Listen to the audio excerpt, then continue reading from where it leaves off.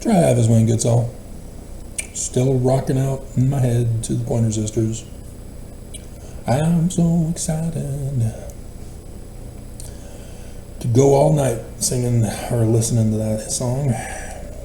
But last night, before I went to bed, so I couldn't do the video last night, I was doing some checking, and then I got inspired to check something else, and then went, oh crap, how did I miss that?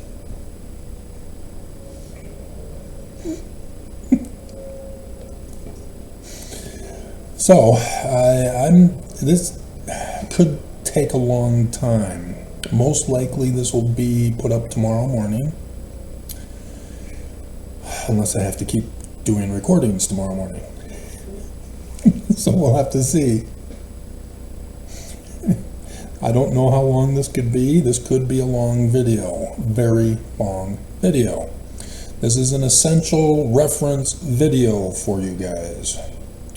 YouTube is again retaliating, as I told you they would do, whenever they attack me. And I file a complaint telling them to be nice.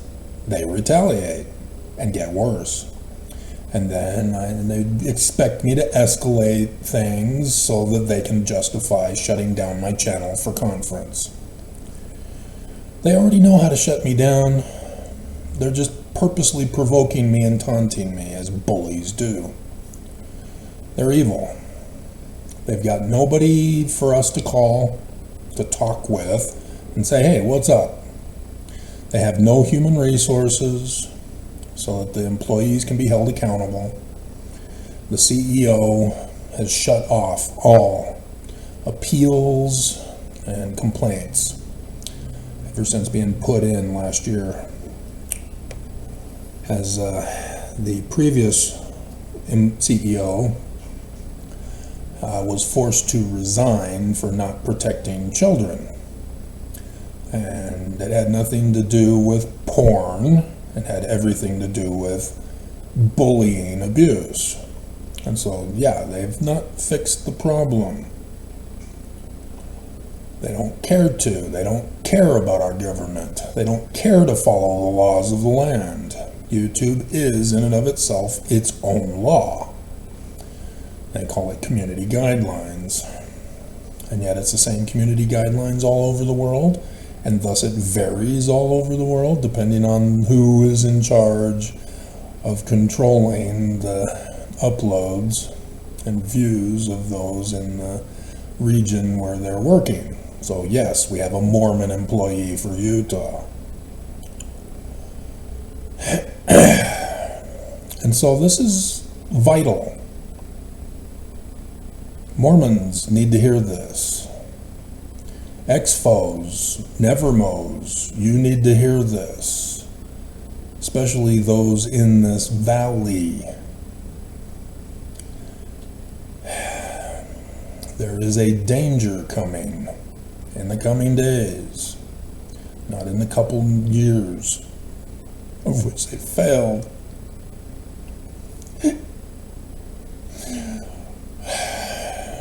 But there is a serious threat. And ex-foes know that the church is lying and they left.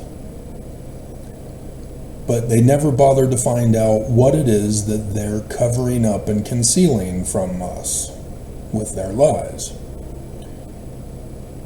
And ex-foes just assume, okay, well, they're now telling us the truth, and so, yeah, I'm out. Rocking a hat, huh? Okay, that's it, I'm out. Oh, Joseph Smith had sex with little girls and other men's wives? Okay, I'm out. You never caught on. The church has always been lying to us. They're not covering up a rock in a hat.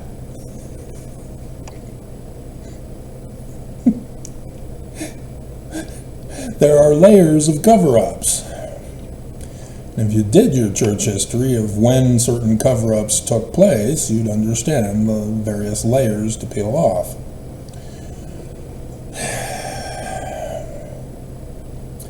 And so no, the actual one that they don't want you to know about is that they're going to coup America. And like I said, they failed in 2020. So here they go again. And as you can see, our government is not doing anything to protect us and prevent it from happening. They're actually provoking it to happen. So it's coming in the coming days.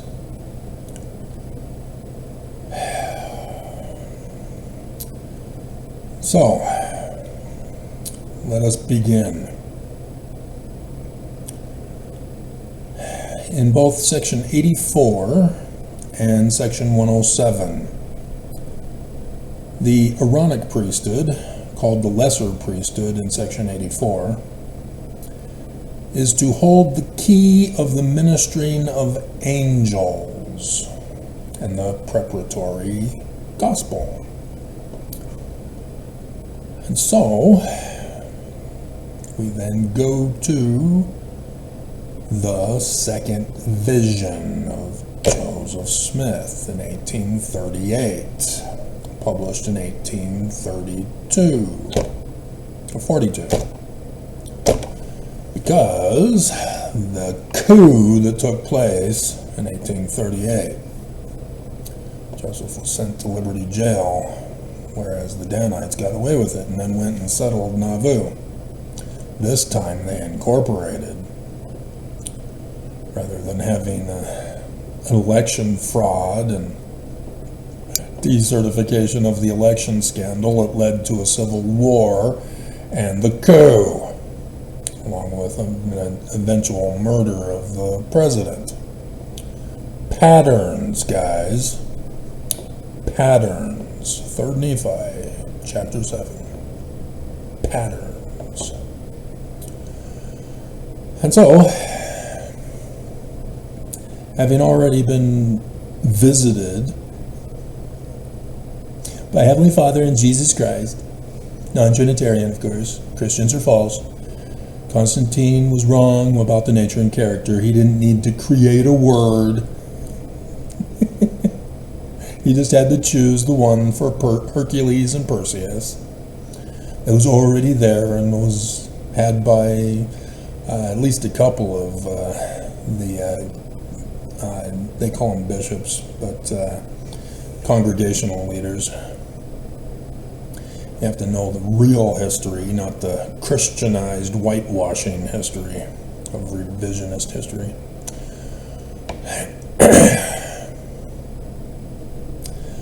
And so now he's being ministered to by yet another angel before being ministered to by John the Baptist, who gave him the Aaronic priesthood for the key of the ministering of angels.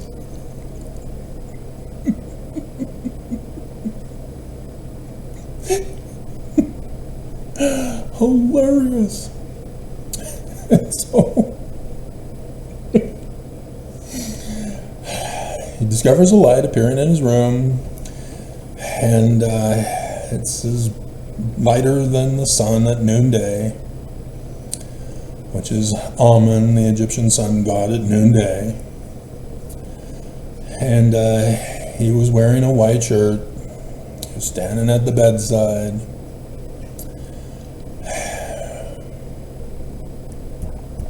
Prophecy fulfilled yet again. That's why this is important. This happened. This was the shirt that I was wearing today after I bathed and shaved, and here we are. Remember not too long ago when I said I was supposed to be wearing the white shirt, but I decided not to wear the white shirt and I was wearing the light gray shirt instead? Yeah, this is why. This got put back down further in the pile, as those that I had washed on that day ended up getting put on top of it, because I chose the gray shirt and did the laundry. And so, yeah, this wasn't planned. This just happened. Pay attention. Deny and lie at your own risk. And so, yeah, he's male. You can see his boobs.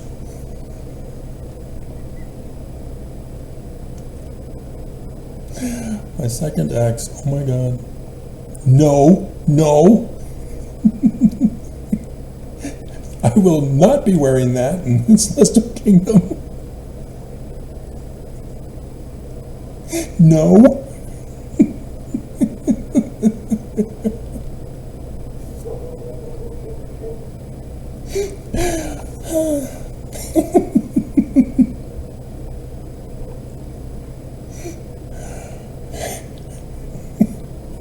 All right, and so he says he's a messenger, angel.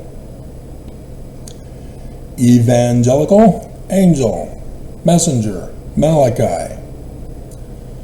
It's all the same word. And so, it's the key of Malachi for the Aaronic priesthood.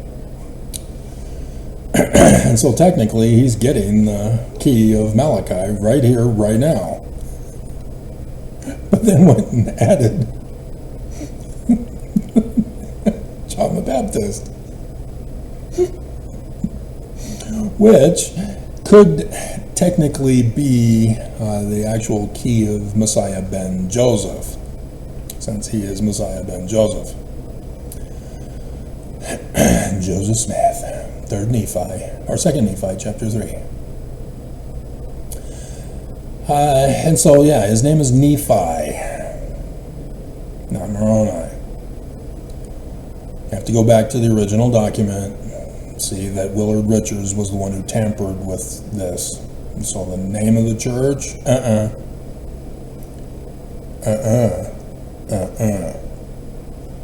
And that it then reveals who the evil disposed and designing militant persons are against Joseph Smith and his church and the Book of Mormon. Because what does this church claim that Joseph Smith's religion is? And what is the subtitle that Spencer W. Kimball added to the Book of Mormon? And what is the name of Brigham's church? Never Joseph's. Exactly. This church made the changes. This church is abominable. You might say great and abominable church. And it just so happens that the baby name meaning of the current president of the great and abominable church of the latter-day time period is as the Book of Mormon prophesied, which only came from the Latin Vulgate, but it's in the Book of Mormon. Lucifer. You do not want to deny and lie about Joseph Smith.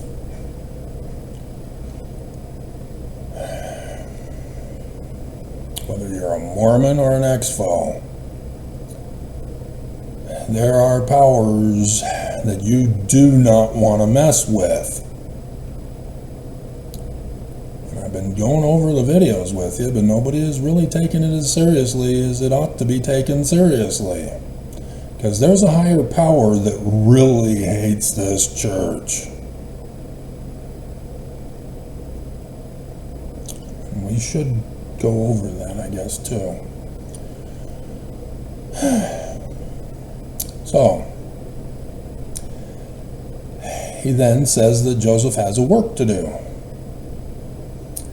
Now, he has a Book of Mormon, gold Egyptian plates.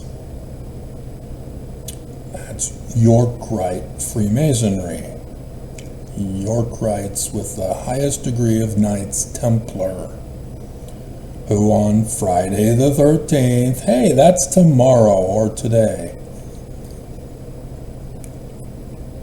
Yep, that's why we're bringing it up. That's why it involves with Friday the 13th, tomorrow, today, whenever you're listening to this. If you're listening to this on the 14th,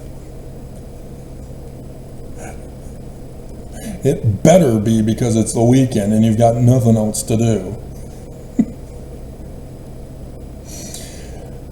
And so, yeah, Friday the 13th happens.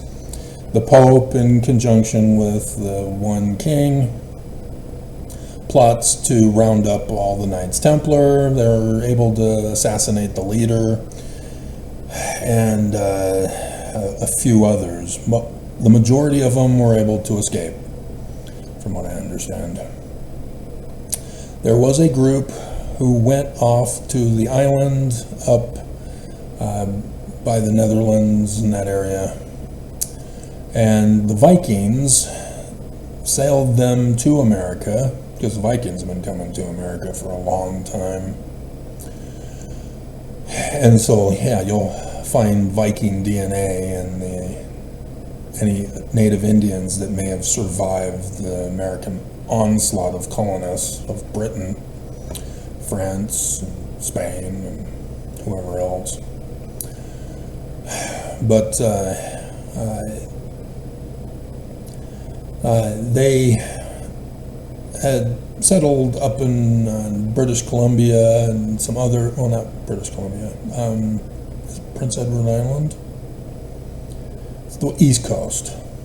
There's some well-established Knights Templar stuff that had been built, and in particular, one of which was a well that was made by the York or Knights Templar, in which people have tried to go down to see what's inside the well, and they got to one level where there was a notification saying below this point is treasure, and so they tried to go further down, and it was booby-trapped and flooded. And then there's a site in America, possibly in the Carolinas, maybe. But that has a monument to this day. That's down there. But then there was another group of Knights Templar who sailed from that island that I was talking about with the Vikings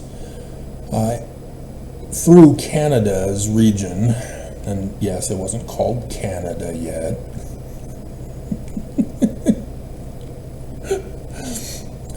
and eventually got into the Dakota region, where they met the Mandan Indian tribe.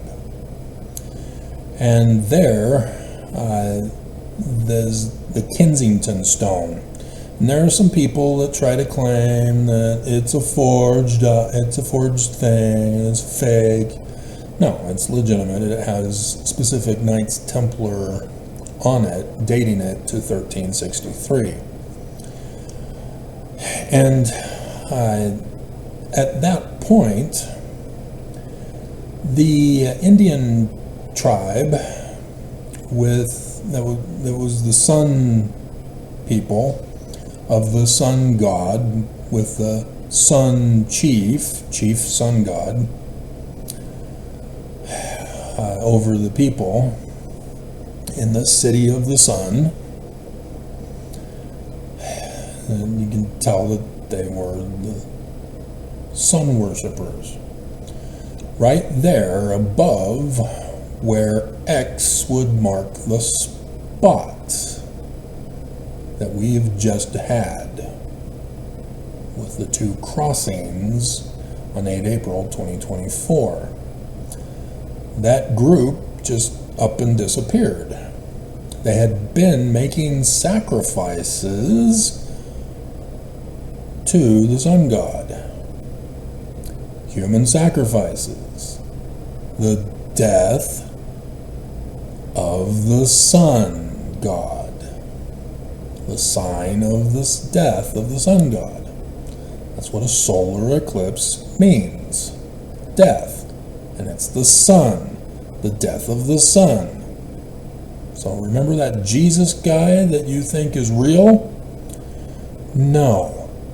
But there's the sign of his death that is talked about by Samuel the Lamanite.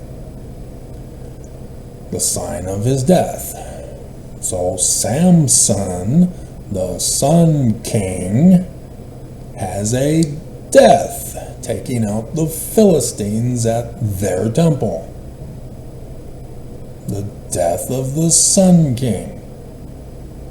Those are the 3 solar eclipses over the United States of America, by the way.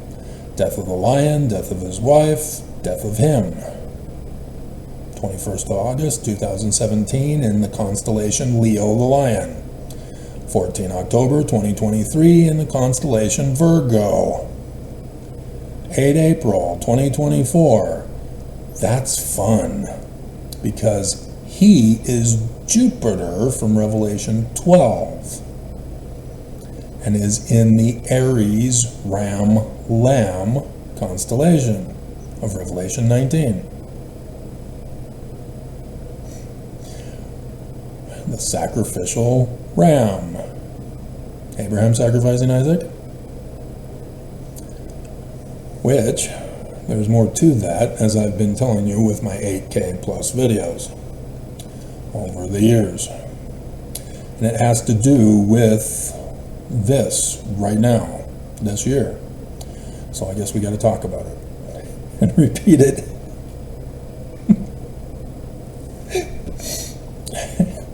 Abraham sacrificing Isaac. They go to Utah, top of the mountain. His son, and the Book of Mormon says he was sacrificed in similitude of the only begotten. And so going to the top of the mountain is a sign in the heavens. Allegory, allusion, something like that. Whatever it's called. And Isaac is asking Abraham, where's the lamb for the sacrifice? Trust in the Lord, Lord will provide.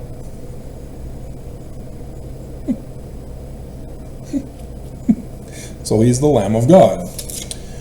And they get there, and then Abraham ties him up to the altar. Dad, what are you doing? No, I don't want to die. And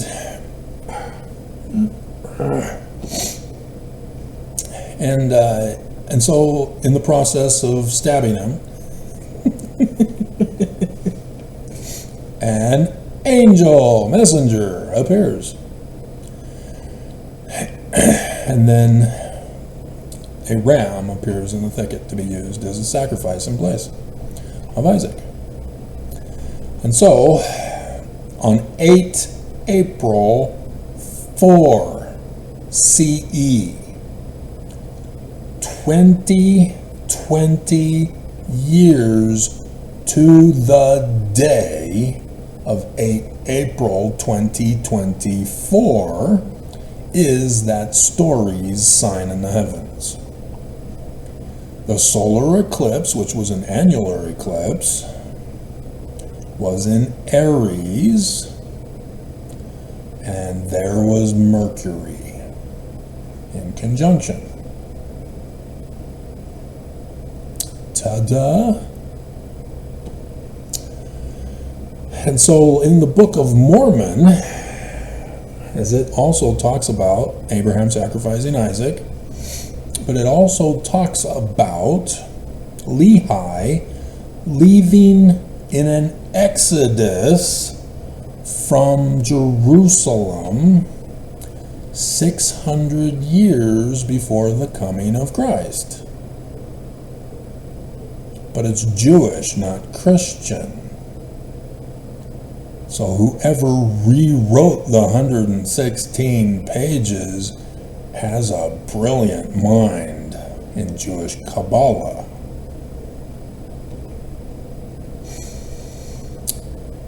And so, yeah, he's telling us that the Exodus for the latter days is 2020. So, do you know the events of the Exodus in the book of Exodus?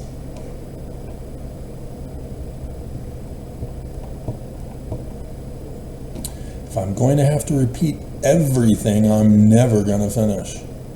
We'll just repost all 8,000 videos. And we'll see if YouTube still bans the same videos that they banned before, for the stupid reasoning that they came up with and didn't allow an appeal.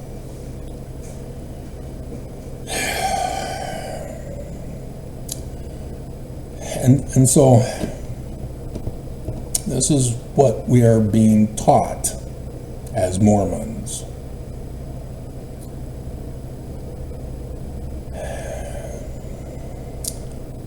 So Joseph Smith is being visited by Emmanuel.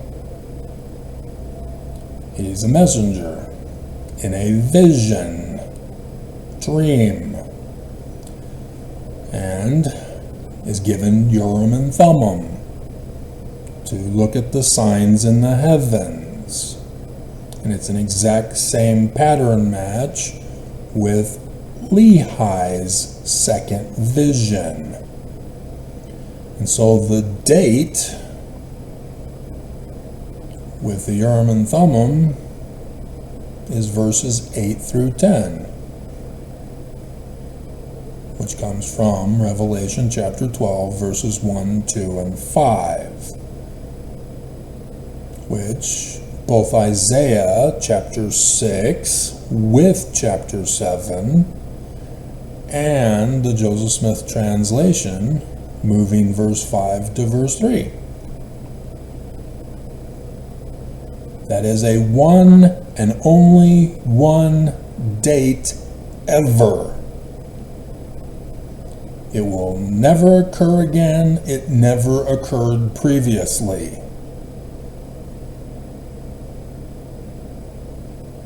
This you need to understand. That whoever is the author of Revelation, and we call him John, so does the Book of Mormon,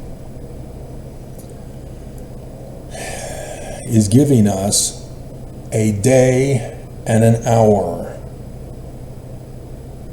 One and only one.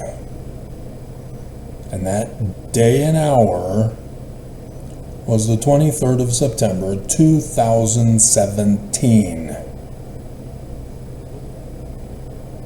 The start of the ministry of the Jewish Christ.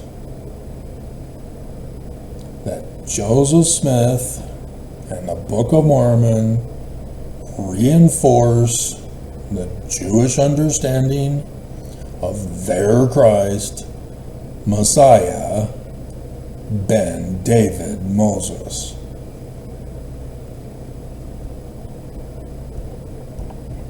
And so he's being called a seer. So in 2 Nephi chapter 3, Joseph Smith is referred to as a seer for visions and dreams, as he's having a vision.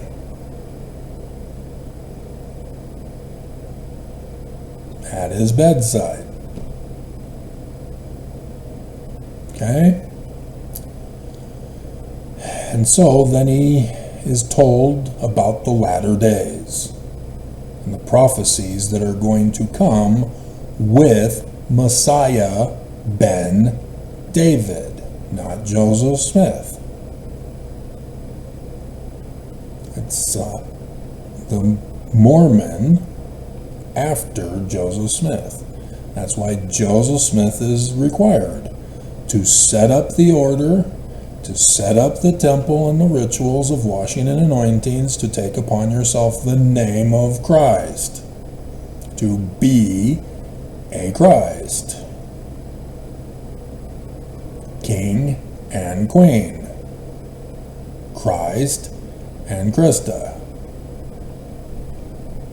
the feminine form,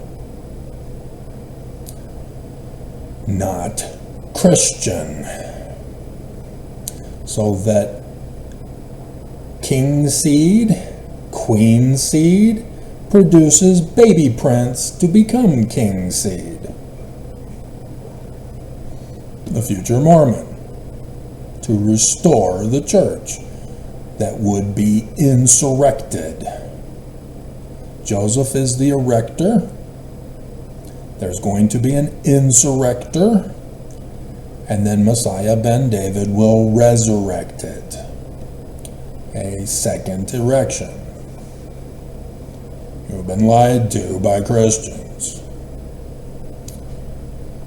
screwed everything up.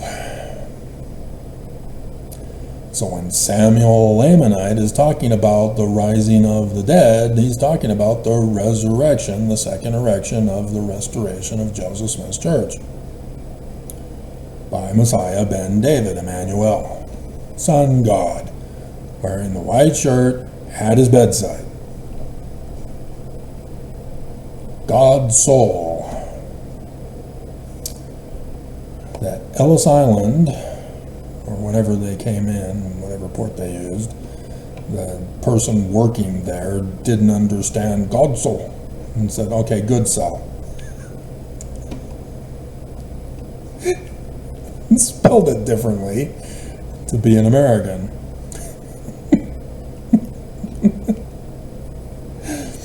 But prior to 1500, the name was never spoken.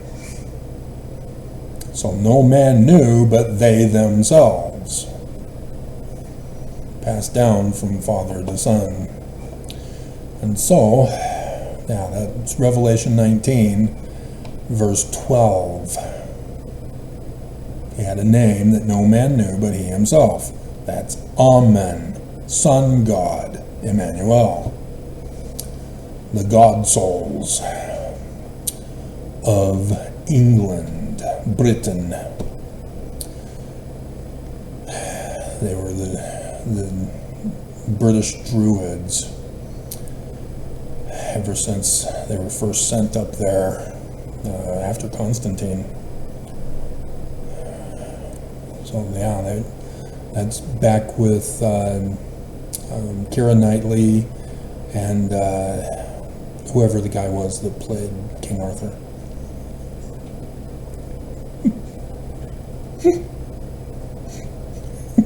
So Merlin was those druids, so that you get an understanding, even though the movie was, they claim they tried to do it based on historical information, but Chaucer was specifically writing in symbolic prophetic code. King Arthur is the sun god at noonday, pulling out the sword from the rock and in the sea. Yeah, that was eventually put, or was it during the same time period, in the book of Jasher, because that was also a Middle Age writing. But Moses pulls his rod out of a rock in that book. But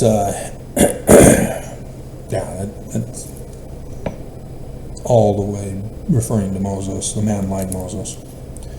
As Moses would smite the rock and water would come up, and use his rod to do magical stuff, which aren't magical, they're prophecies and revelations. The waters were actually parted in 2020 for Mormons to go through on dry ground to go to Zion. And Mormons fulfilled prophecy and are wicked. This is why it's a serious thing. And it is just utterly tragic that nobody is believing any of this.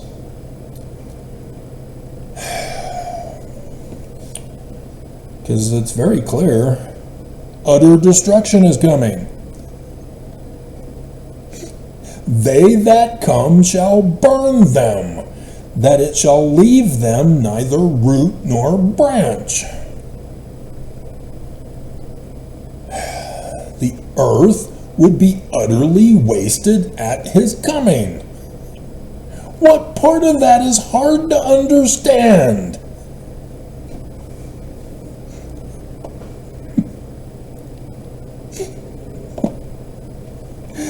Dear God, are you really wanting to prove Jesus is true so badly that you become illiterate? Seriously? No, it doesn't say that. Prove it. And so yes, he also quotes from Joel about the sun shall be darkened, moon turned to blood, stars falling from heaven. Not just about dreams and visions. But in verse 40, he he's referring to the law of the Jews, Deuteronomy. It's technically repetition of the law, but it's an exact copy, so it's the same as the law. And so here you have Joseph Smith saying that prophet is Christ. Notice no Jesus. He never says Jesus anywhere in 1838. Now go ahead and look at verse or section 115 and check out the date. Oh, it's before section or the Joseph Smith history, 1838. Huh. Did Joseph forget?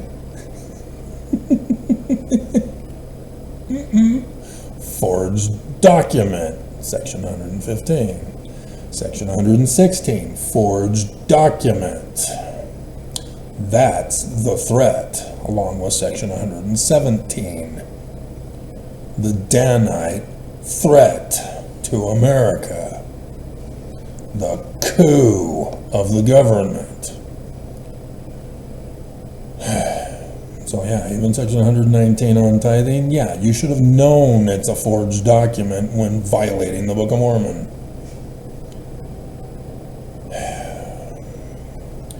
And so, if Mormons do not listen to their Christ, Emmanuel, the Sun God, God's soul,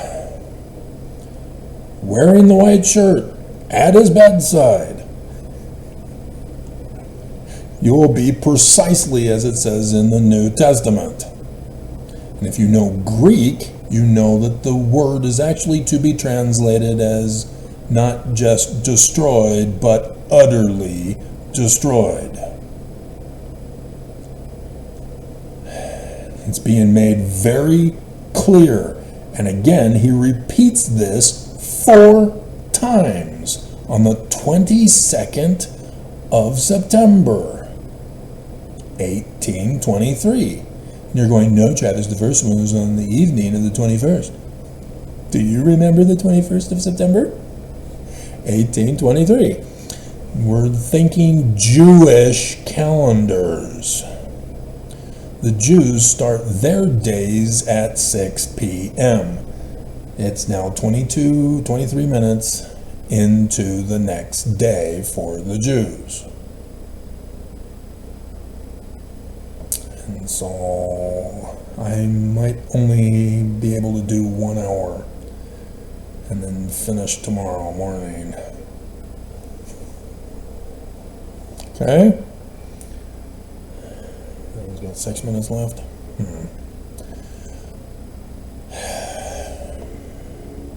Alrighty, so do you understand this? Are you scared and wetting yourself yet? Why not?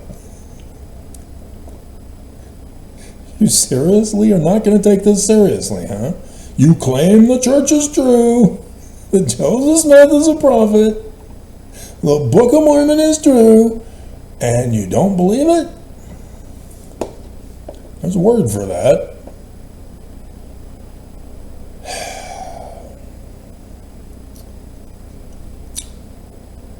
So let's get to my dreams. I also thought about doing my prophecy dreams as a separate video altogether, because finding out what 15 meant, as if you watch to the end where I'm trying to figure it out, of the other video I did yesterday morning, which are very few of you because YouTube, the employee took a day off. That's why I got those high numbers for one day. He's back, and he shut me down again. And so now that I know that we're going into overtime, I'm now wondering, okay, maybe I should do some conference prophecy videos yet again, just to torment the YouTube employee, to get him back for his retaliation. Bastard. So,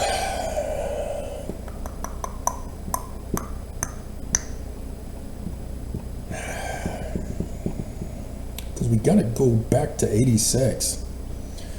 So yeah, this is, I guess we'll leave this as the Aaronic priesthood segment of the video.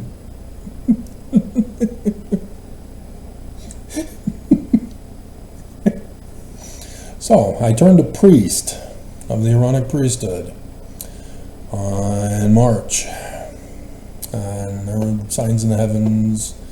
So whatever day it was after I had turned 18, and I think I even was allowed for this one to be done early because of when my birthday was that year. Let's see if I'll be cyber attacked with a freezing camera while looking this up. They've backed off, and I think it's only because of being gone that one day.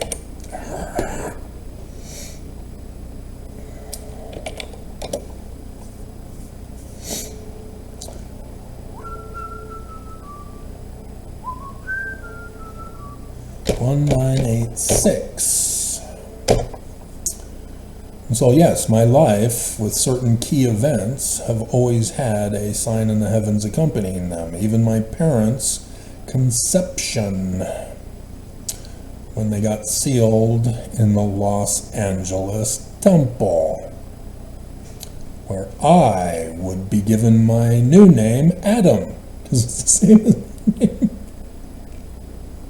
That was Nephi. For my mission. And accompanying signs in the heavens on all of them. Yeah.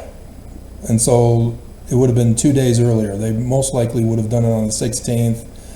I'm doubtful they would have waited till the 23rd, but they might have. Because I recall that there was a bishop who said, well, it's okay. Our stake prep. Well, yeah, bishop is in charge of this, so I think whoever the bishop was okay with that, because I don't think it was becoming a teacher or especially not a deacon. I think the deacon one was wanting to make it accurate, but we can check since we're here checking it out, assuming that the camera hasn't froze. And so yeah, the April conference was when Benson started, and then to the Youth of the Noble Birthright. And 84, when I became a teacher, yeah, that still would have been on the Sunday, because that was the day after my birthday, so it wasn't that wasn't done early. So yeah, it was most likely when I was a priest, saying that it didn't matter if it was just a couple of days early.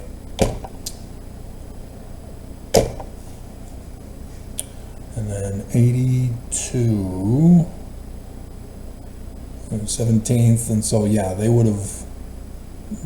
Bishop would have waited until the 21st of March to do it that Sunday. 89, actually it's 88, isn't it? Becoming an elder before I went off to Rick's for the summer.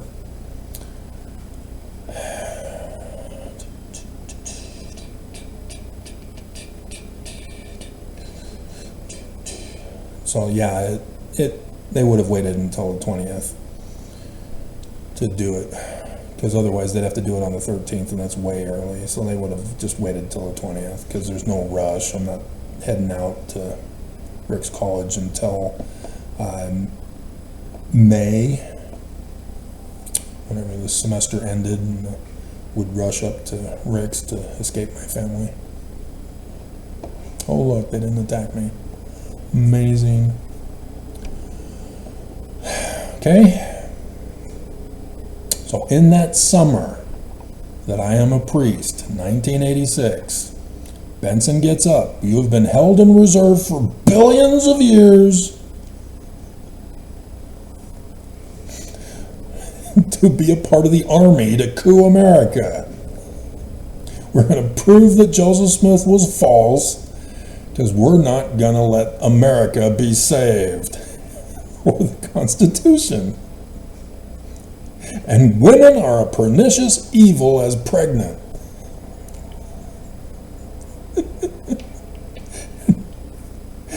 everybody put a period after he said, don't watch R-rated movies. He's still going. There's a list of which R-rated movies we're not allowed to watch. And we need to plug it in to the end of his talk, where he reminds us of Article of Faith number 13. If there is any woman beautiful, of lovely, of good report and praiseworthy, we seek after her. So porn is A-OK, according to Paul.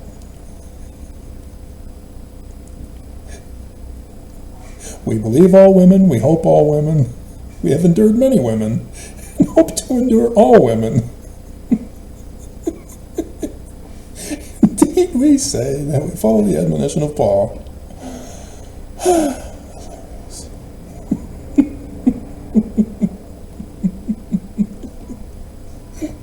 And Metallica came out with their Master of Puppets album, also for my birthday. Metallica is so awesome. And so yeah, I would buy that and I'd be playing it for my bedtime music. And it was a CD player, so it put me to sleep before the side A finished, and then had automatically stopped with the CD player that I had. Because otherwise the batteries would have worn out every single day. Need more batteries, Mom. Get it yourself. I don't have a job yet. I have next year when I get a job. 2 jobs actually for the summertime in 87. Summer of 87. My parents never knew. I was just gone. And my dad got pissed at me for being gone and not telling anybody where I was. And I never bothered to tell him that I was working. He got pissed.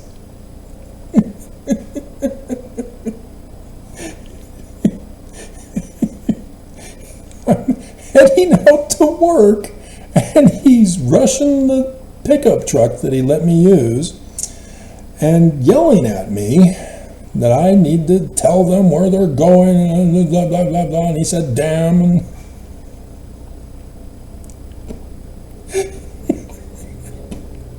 And I just leave.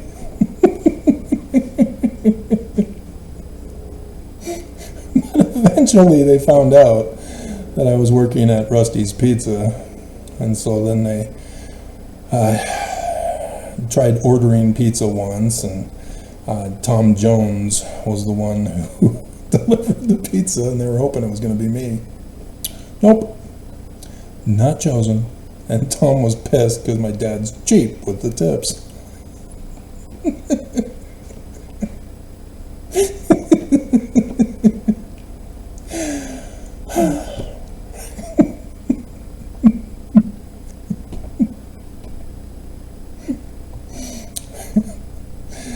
Alrighty, so this is done. Let's get that out of the way.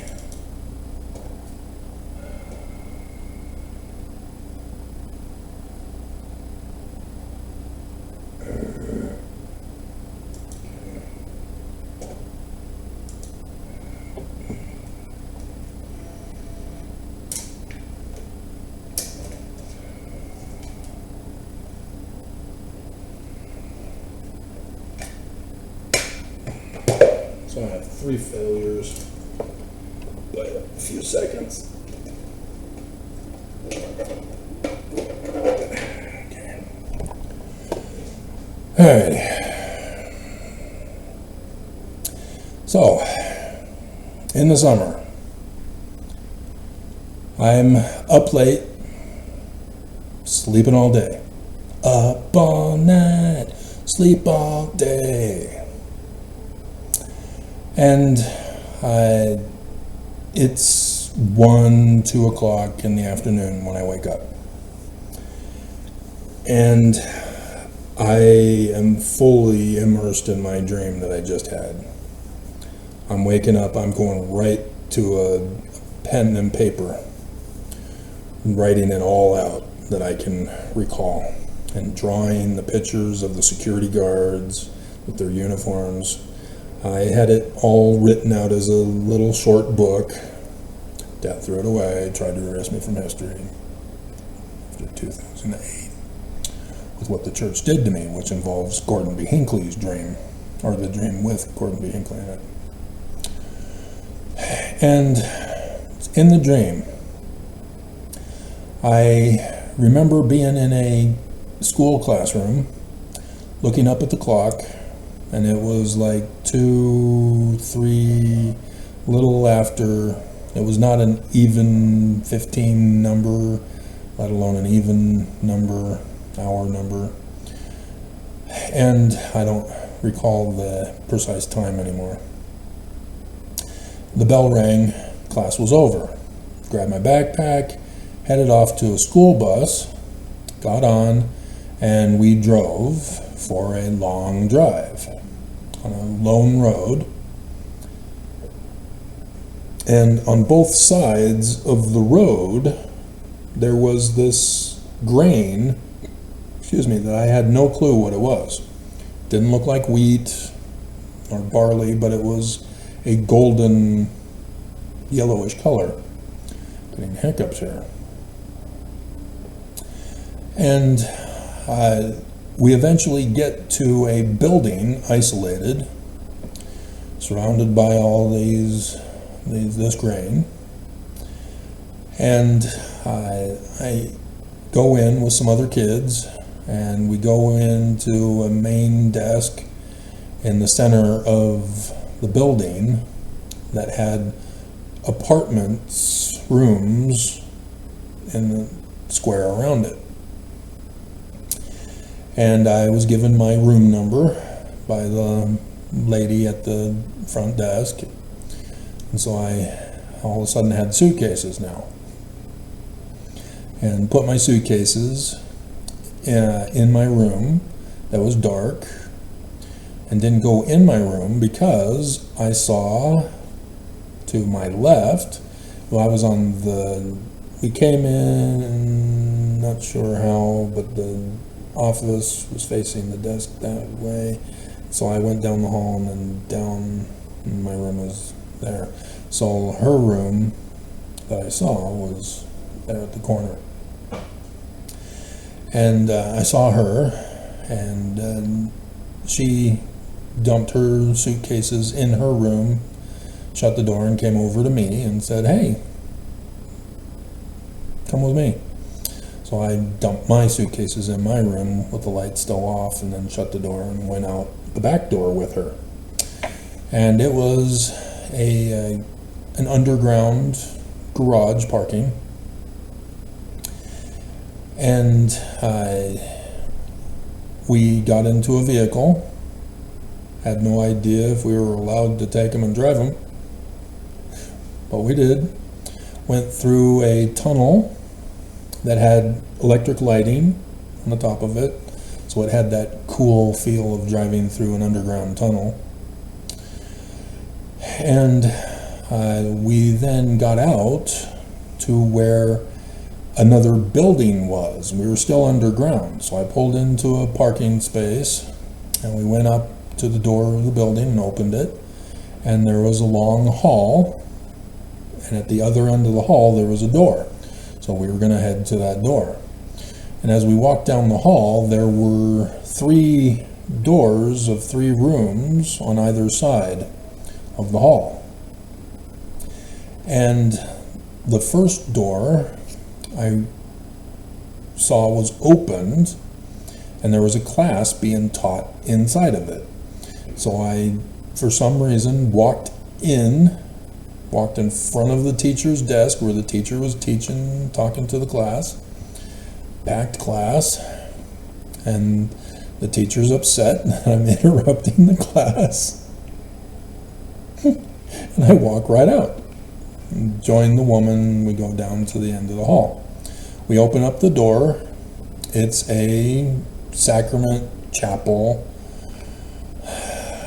that slopes down from the stairway, from the door, down to where the pulpit seating is at the bottom of the stairs on either side. There's a long bench down the middle and the shorter benches on the sides, sloping down. Similar to BYU for Education Week that I would go to. Or especially for youth is what it was, not Education Week. Because my parents took me every summer during my teen years to go to, especially for youth, there at BYU every summer in August. And so the first year I went, there was actual snow falling in August. Never again.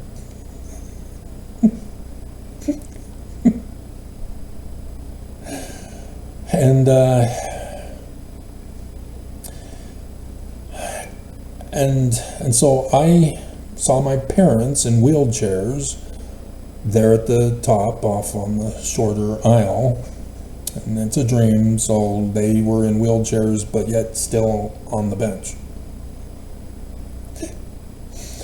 And I went the other way, away from my parents, walked down halfway, sat in the center of the center benches. And there was another person further up, and then there was another person further back on the right aisle seating. But they eventually vanished and disappeared. So they were not important to the dream. Then the back door opened. The woman walked down to the left side of the stairs to the pulpit, sat on the pulpit seats as if she were going to be giving a talk for sacrament meeting. But that we were the only ones that were there. It's like a Catholic cathedral where you can go in any time of the day, that the doors are unlocked, and just sit and relax. Or if you're with Elder McFarland on your mission in the Bronx, he can go to any cathedral in New York, and be able to play the organ so that you can read the Bible from cover to cover and highlight with a purple highlighter everything that has to do with the latter days. And so yeah, it was in St. Patrick's Cathedral. That was really cool.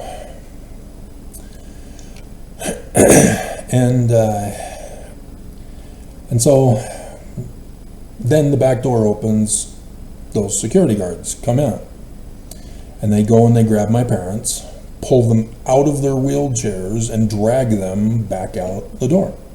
The door just shuts. I then go, oh, okay.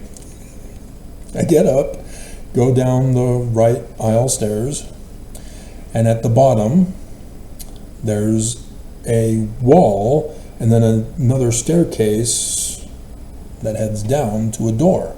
I went down and checked the door. It was locked.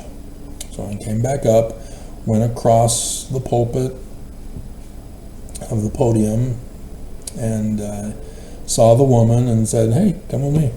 So she got up and then joined me at the stairs there, and we were going to head out the door there at the bottom on the left side, facing down.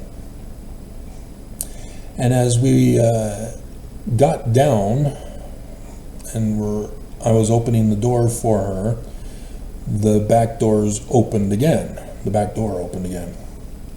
And a witch in the black robe, black pointed hat, came in. The woman is paralyzed with fear, and I'm going, weird. Should I be concerned? And then she transforms into a bishop, a man in a suit, white shirt, tie. And he says, who dares enter my temple? The woman is now paralyzed with fear. And so I grab onto her and pull her out of the door. And we're now outside. There's grass all around, and the hill sloping up, and then guards came out of a door up at the top, and they were going to chase us, to catch us. And so I told her to run, and we ran around the front of the chapel. And this is the point where I started to disagree with the dream master.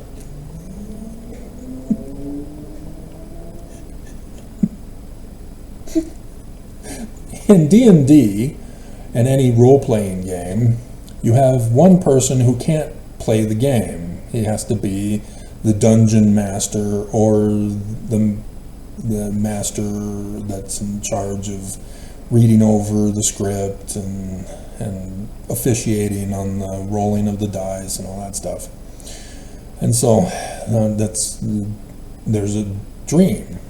Somebody's in charge of my dream. That it's not up to me, and I'm getting upset because apparently I'm sensing what is about to happen, and I don't like it, and I want to change it. And I'm being told I can't change it.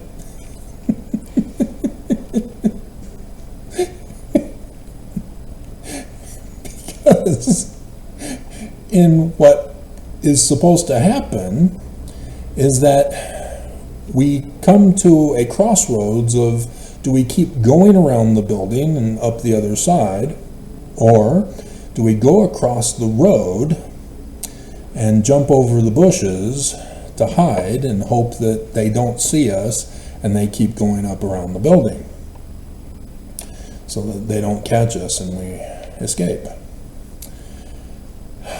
And I'm wanting to do that, to go across the road, jump over the bushes, and escape. She, however, does not, wants to go around the building. And so she abandons me and goes around the building. I go across the road. It's completely empty. There's nobody driving around. There's nobody around walking, nothing. Completely vacant. Go across the road, jump over the bushes, and then I watch as the guards, sure enough, went around the building and caught her. And so there I was, all by myself, and I was there by a white building, and there was a rocking love chair, and a light mist starts to fall. So I sit on the rocker and I wake up and write it all out. And it could have been my second book. Third book, actually. Is there any more books that I may have done? Because the first book I did in kindergarten, Mr. Childs gave us a specific activity every day of the school year, and he collected them so that they would be assembled into a book that he gave us at the end of the school year. And so that was my first published book. And again, my first published book, and my dad throws it away to erase me from history. The second book that I published was in 5th grade. Unfortunately, that was not the Idaho report that she gave me an F on. Scandal ensued, parents got involved, yelling and screaming. I'm sitting outside. Finally, she settled for a C-.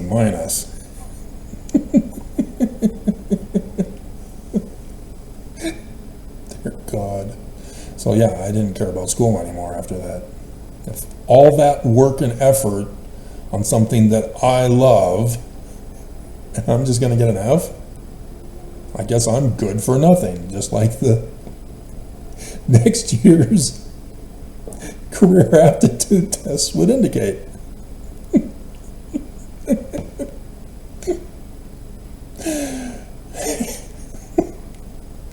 And so also in that year, we had to write a book on somebody that we admired or something like that. And so I chose my grandpa Goodsell.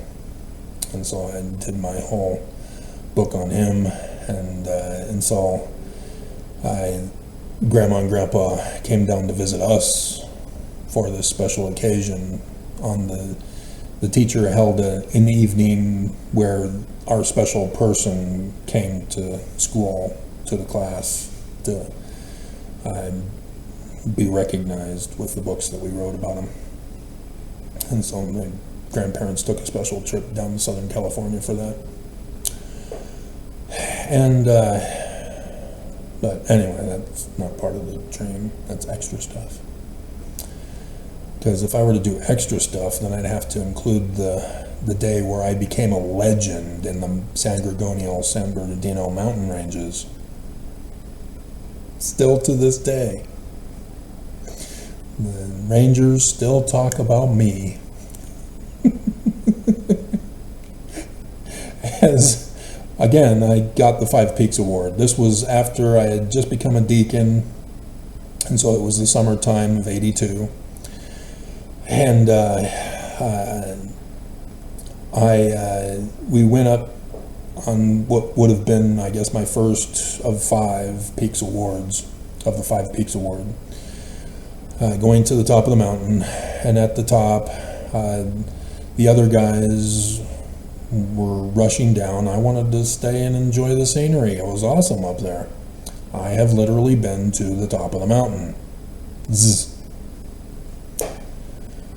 And so then I realized that a father and son are the only ones with me at the top of the mountain. I'm the third wheel. And so I thought, okay, I'll run down, try to catch the others. And so I get down, and I'm supposed to take a left. But I'm having trouble seeing it as the sun is setting and things are getting darker.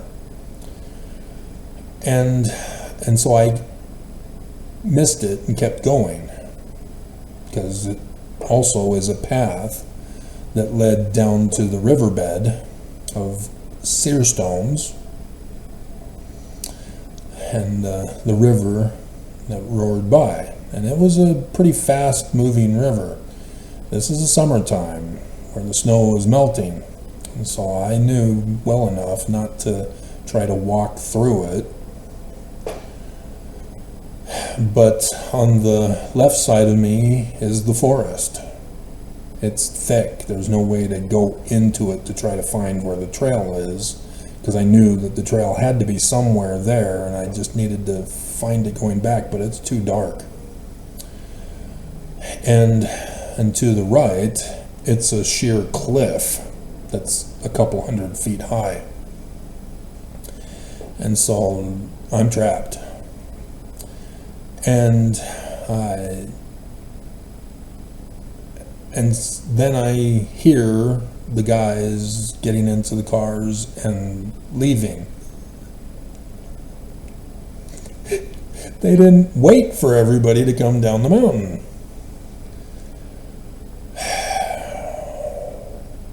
They were going to wait for everybody at Carl's Jr. And so realizing that I just got abandoned as a 12-year-old boy on his first mountain hike to the top of the mountains, I had a sleeping bag with me as being prepared Boy Scout. And apparently I didn't have a flashlight. apparently I forgot a flashlight. Or I didn't know that it was packed. Anyway, but I roll out the sleeping bag on the SEER stones. And I go to sleep, as I would also hear the final car of the father and son also leave. And so I'm thinking the worst. I've been abandoned. I'm all alone. I'm thinking, I guess I'll have to find my way back in the morning and be walking, hitchhike, and I'll probably go to South America, look for the pyramids.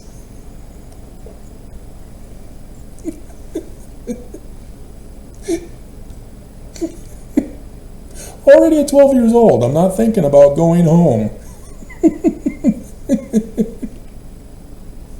I want nothing to do with my family. And so the full moon would rise. And so I'm able to know the date in June of when that was as a result. Just go to time and date, June 8, 1982, when the full moon occurred. And that would have been the Saturday when we went. And it was actually. When I checked last time I did this video,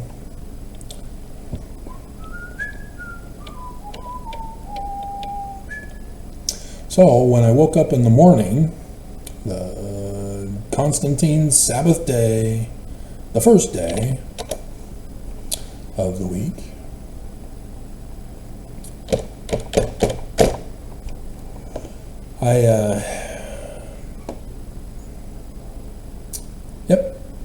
it was the night of the 5th into the 6th when the solar eclipse occurred, or the full moon occurred.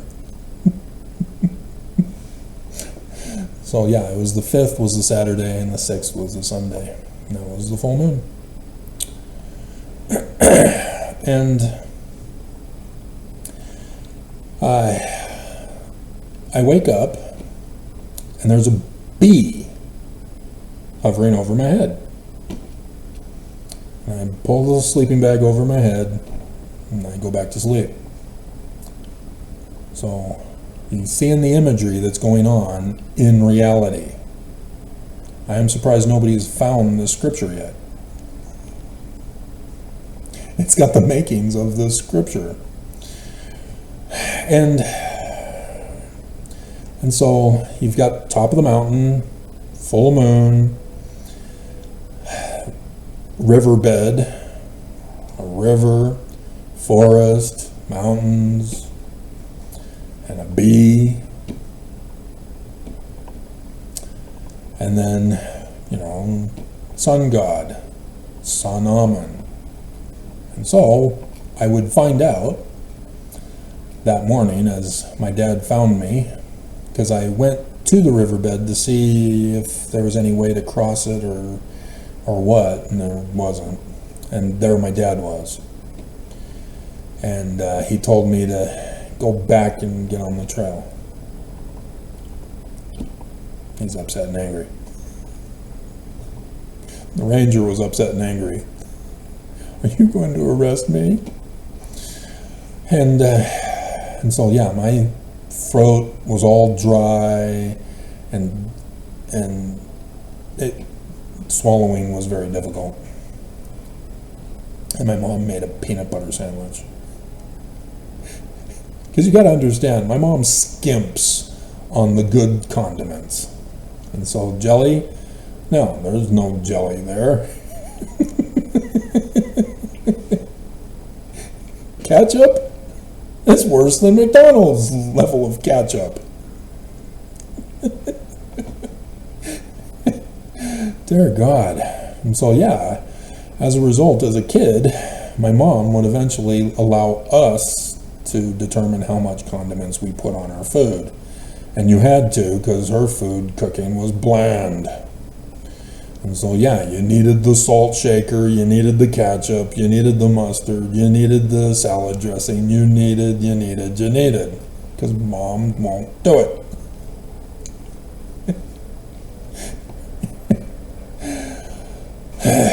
And so yeah, that was just a big mistake after I took my first bite.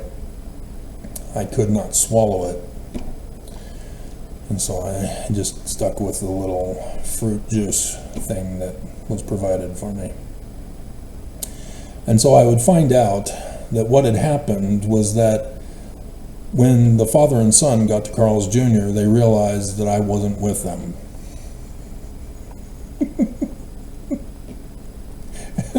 Panic and fear overcame them.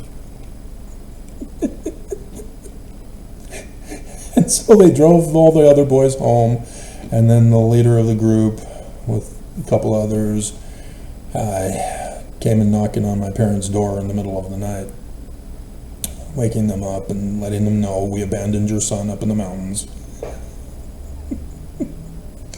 And so my dad went up back to the mountains, and working with the rangers, they were going to begin the search in the morning. And so as the sun was rising, there I was, there my dad was, Father Almond, upset with Junior. So, there you go. So you catch on to the symbolism of all that. Just became a deacon.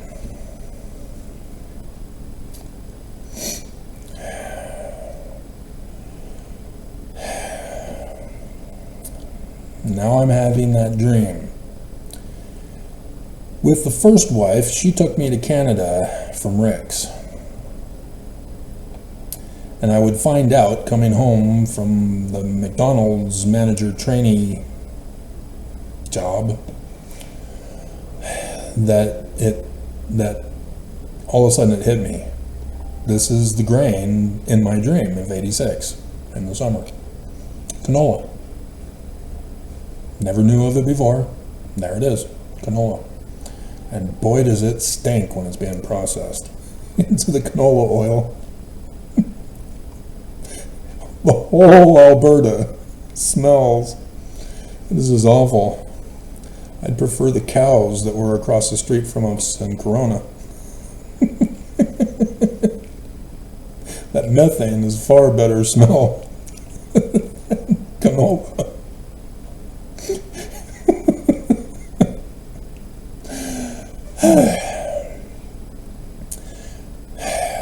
And it's debatable whether skunk is or not. Maybe if the skunk was close enough, that skunk would be worse, but man, but there it was. And all of a sudden, my associative memory kicks in about the dream. And I'm going, oh crap, she's going to leave me.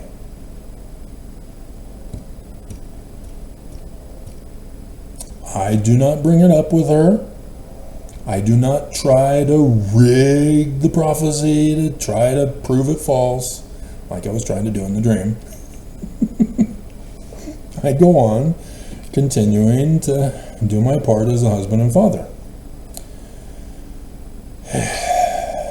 And sure enough, she fulfilled it. In the worst way possible. And so I thought, oh, okay. Just a personal prophecy dream. And so, cool. Now I know about prophecy dreams and how they're different from the other dreams that I have. And so, yeah, I would go on to learn how to interpret dreams, and I'd be able to interpret other people's dreams, and so on and so forth. I just need to ask certain questions about what's going on in your life, and I can interpret any of your dreams. And so, yes, I am a seer. Dream interpreter, too. As a little kid. Growing up. Always been. And so, yeah, there's one person who wanted to test me before deciding as to whether or not they wanted to record an audio for me of my dream interpretation book. And so they had a person email me saying they've had a dream, could I interpret it? And so I went through and asked certain questions to get an understanding of the bigger picture of his life, and I told him what he didn't want to hear. He was wanting to cheat on his new wife to have his ex-wife cheat on her new husband so that they can get back together again. But the dream interpretation made it very clear, no, don't do it. And he didn't like it. Tough. And so shortly after that, the woman rejected doing the audio for me.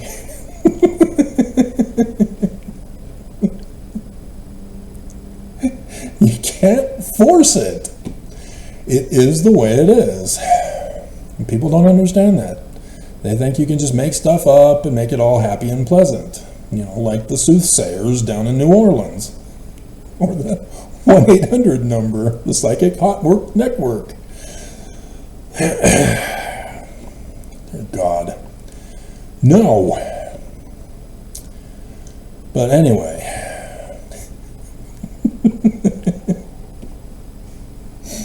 And so yes, if you're not going to be honest with me and withhold information, sure, I'm going to be wrong. Because you withheld information that was crucial for the interpretation. But if you are honest with me, I can accurately predict your dream and teach you how to do it yourself, because you have your unique interpretation of signs and symbols. That's why you're having those dreams, is because your brain, with your interpretation of your physical five senses, is what's being processed in your brain. And so all of those dream interpretation books are crap. They're trying to tell you how to think and feel so that you process life under their interpretation, so that when you dream, it's their interpretation of dreams. Just like a psychologist. Do you want to be a puppet master, or do you want to live a free life as a free agent? Who are you going to follow? Anyway. So, time goes by, and the church is pressuring me, and the government is also pressuring me, trying to retaliate, because I'm trying to get justice. I'm reading from the Constitution that certain things were not supposed to be done to me and were done to me. And so I'm trying to get my Utah government to follow the Constitution and protect me as an American citizen, as a Utah citizen, as a Mormon. They're not. And so I have to protect myself. So I try to sue in the federal courts. And both Kimball and Benson were the federal judges. And both of them rejected my petition for a redress of grievances. I'm denied. I can't afford a lawyer. And yet, the Constitution says I'm supposed to have the right to petition for a redress of grievances, but I can't because I can't afford a lawyer. And they're denying me as a pro se, is that what it's called?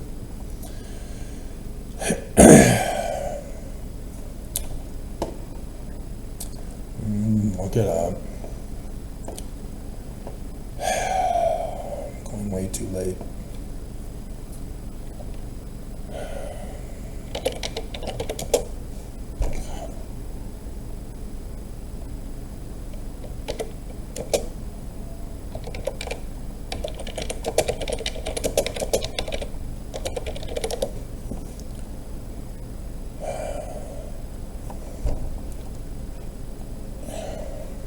Go away. God, Google sucks.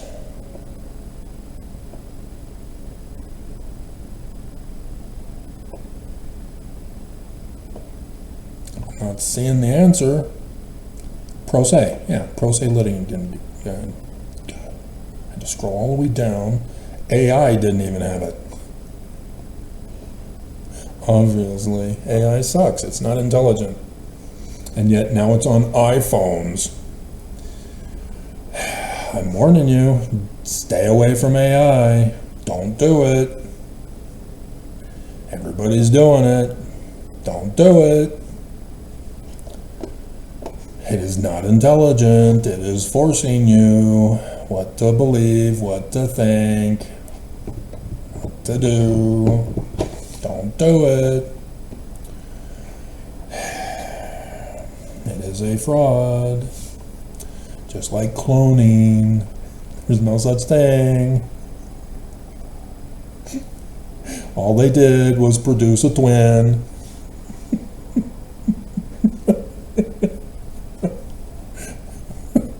Even though, I think is that it? Or is it on this side? I don't think I see it on the, I think this is it right here. See that dot? If you've watched Arnold Schwarzenegger's 6th Day, you'll know exactly what that means. But first,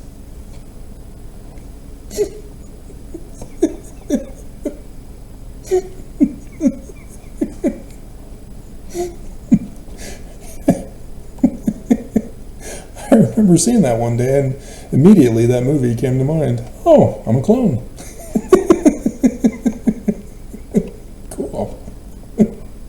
So how did I die? I don't remember dying.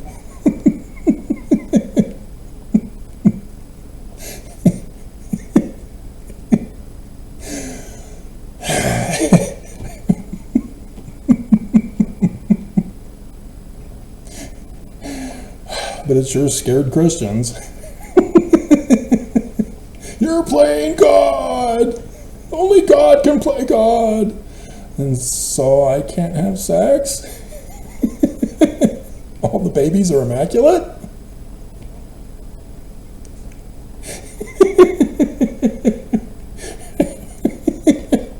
Are you sure? It was immaculately conceived, dear.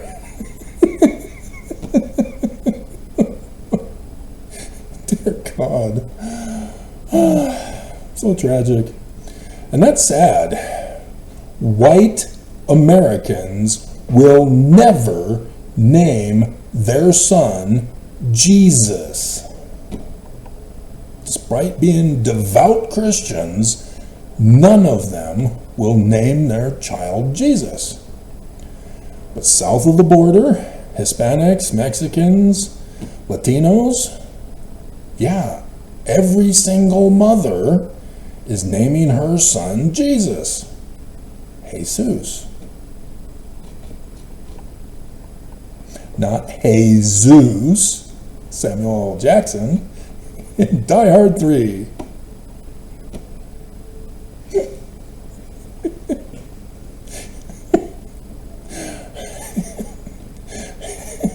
And so, if you understand the Christian concept of Jesus as literal history, not Jewish, which is Pharaoh's father Ammon giving birth or having sex, raping the underage girls and abandoning her with the baby, and it's being called immaculate. That whole pattern, of which I've never done that video for you. Maybe I do now that we're going into overtime, so maybe you'll get to see that video in the coming days. Maybe this weekend.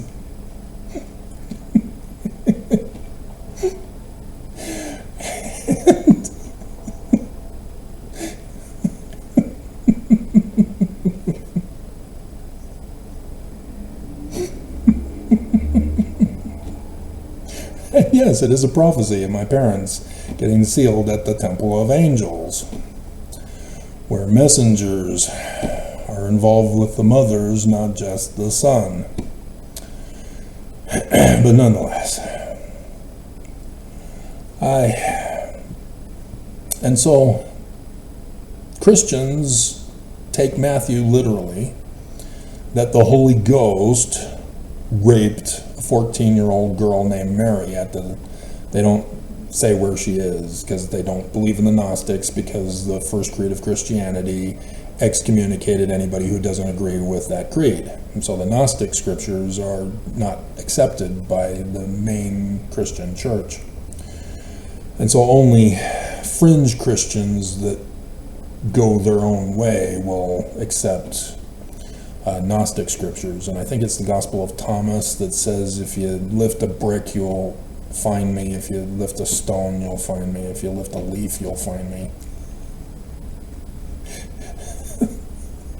God is not in buildings made of stone or rock. And so everybody thinks it means organized religion, even though it was an organized religion that wrote it and adopted it as their scripture.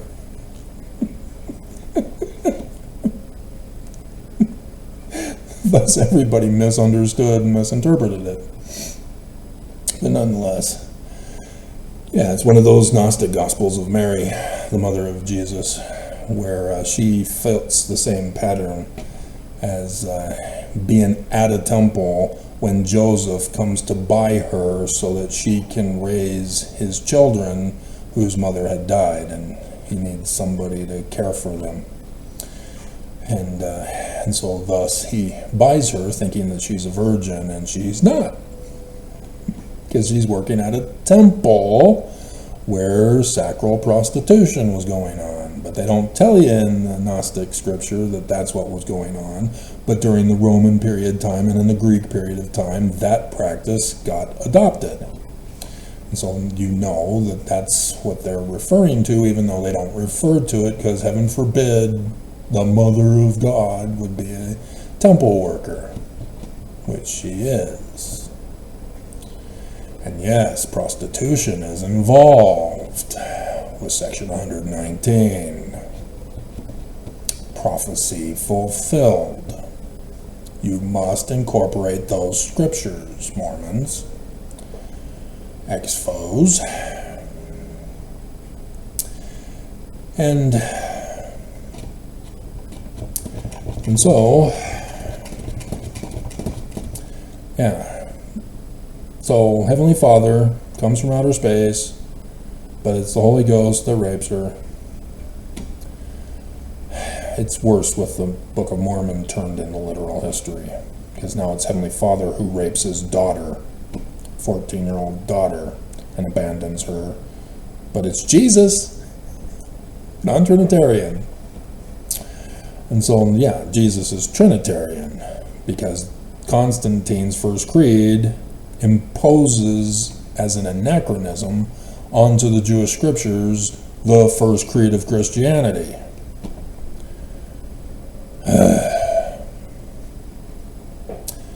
And so she names her son Jesus. So those of the third world country, Hispanic, Mexican, especially Mexican, because of the horrifying rapes that occur. Mass numbers of women are raped and have a baby, and they can't get the baby documented. And so that's a problem, as MAGA is attacking these women who are victims of sexual crimes. And so, yeah, they're naming their son Jesus, because there's no father in the life. They had the baby alone. They're devout Catholics. And so thus why it breaks my heart as to why they name their sons Jesus. It's a type and shadow of the Mother Mary. So sad. But the white privileged Americans will never do it. They'll rape 14-year-old girls, but they'll never name the son Jesus. So, on to the next vision, dream. I would go on after Mark Shurtleff retaliated. Not supposed to do that. You're supposed to back off. Not supposed to give the appearance of retaliation, but he did. He's protecting the Church of Jesus Christ of Latter-day Saints. And so I also find out that my parents are trying to figure out a way to lock me up in a mental asylum for the rest of my life so that they can retire and sell the home and go to Logan. Oh my God. Parents caused the divorce. That's part of it. Church also. They ruined my life, and then now they're wanting to blame me and have me locked up somehow. And they realized they couldn't. And they tried to get me to sign a power of attorney over to them, but I knew what they were up to. No, I'm not signing power of attorney, because I know exactly what they were going to do. Lock me up. Dear God, evil parents. Now do you understand why I wanted to run away ever since I was 12? There are more horror stories. And so I try to sue the church in the state of Utah this time. I have no idea how to do it. Couldn't find anywhere how to do it like the federal government made available. And so I typed out using the Constitution as the template for the various laws that were broken against me. And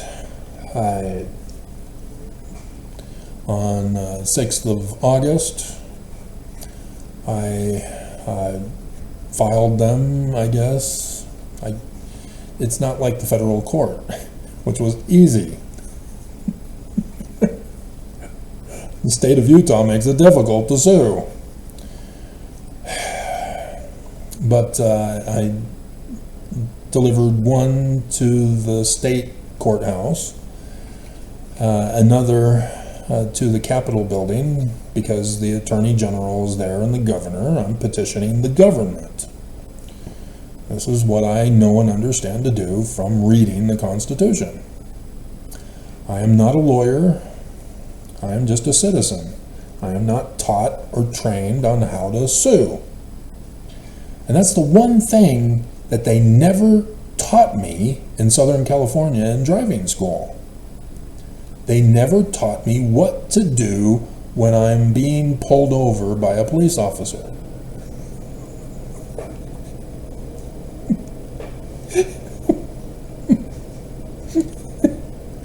But the question that they even had on the test that was taught to us in class was how much percentage of alcohol in our bloodstream disqualifies us from driving. I'm never gonna drink. I don't care. If I'm gonna get drunk, it's gonna be by bullies who assault me. And so I'm not gonna be getting in a car. I'm going to be trying to get to a phone at a neighbor's house and call the cops. Seriously, dear God.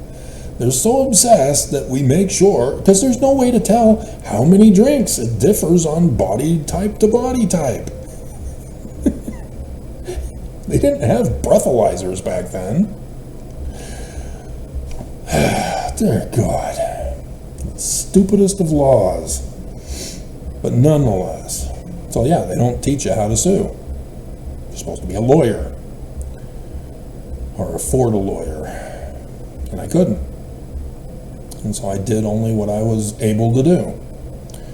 And so it involved the church, and so I submitted a document to the church. Because the federal court, the U.S. Marshals would deliver it to the church. But Mark Shurtleff intervened in those particular cases.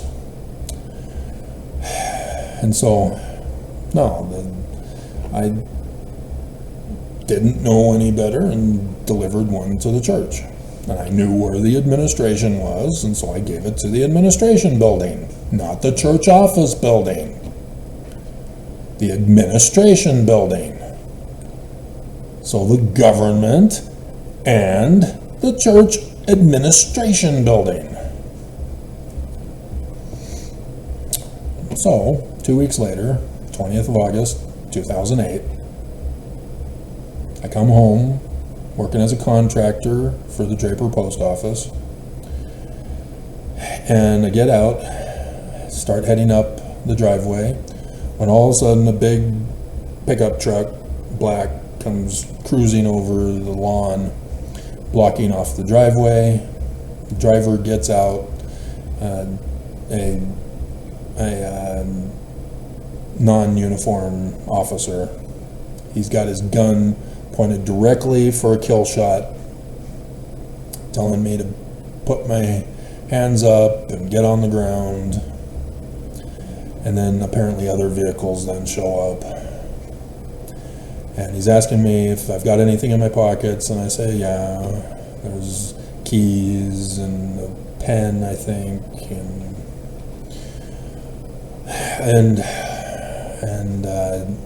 then I get hauled off to jail, and I'll cut all that short with they violated every single rule in the book. Just like that Jesus guy in the Roman period time, literal history, of course. Couldn't be a prophecy whatsoever.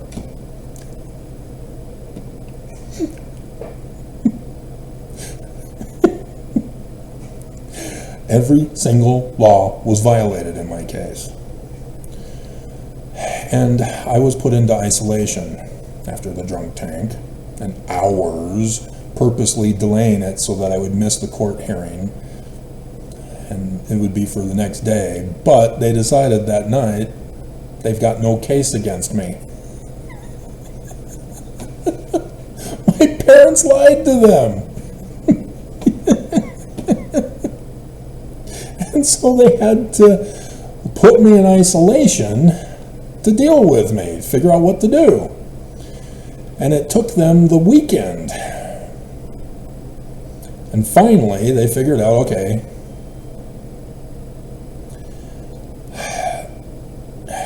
actually, no.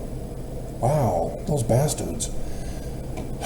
Time goes by, and if things get forgotten.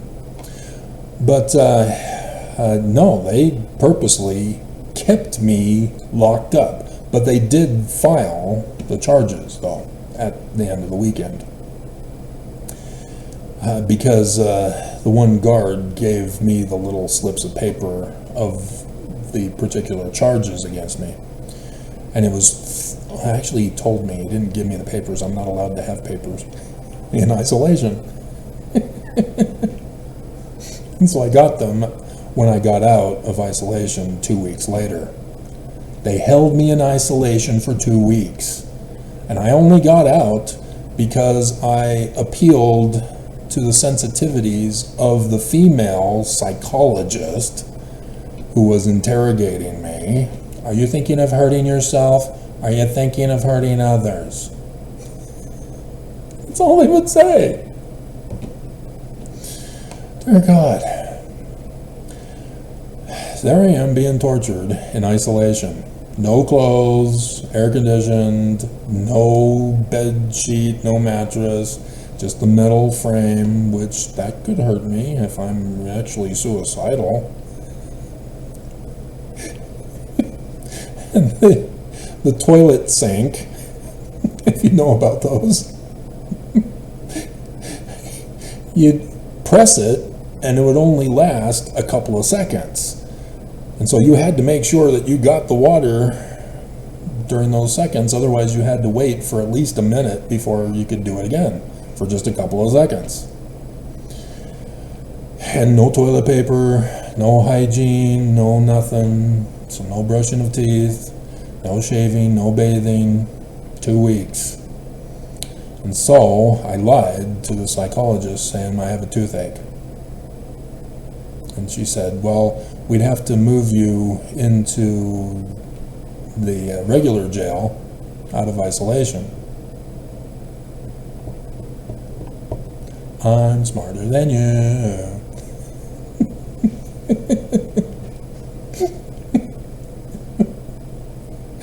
And so I got out. And then I was allowed to go see a lawyer now.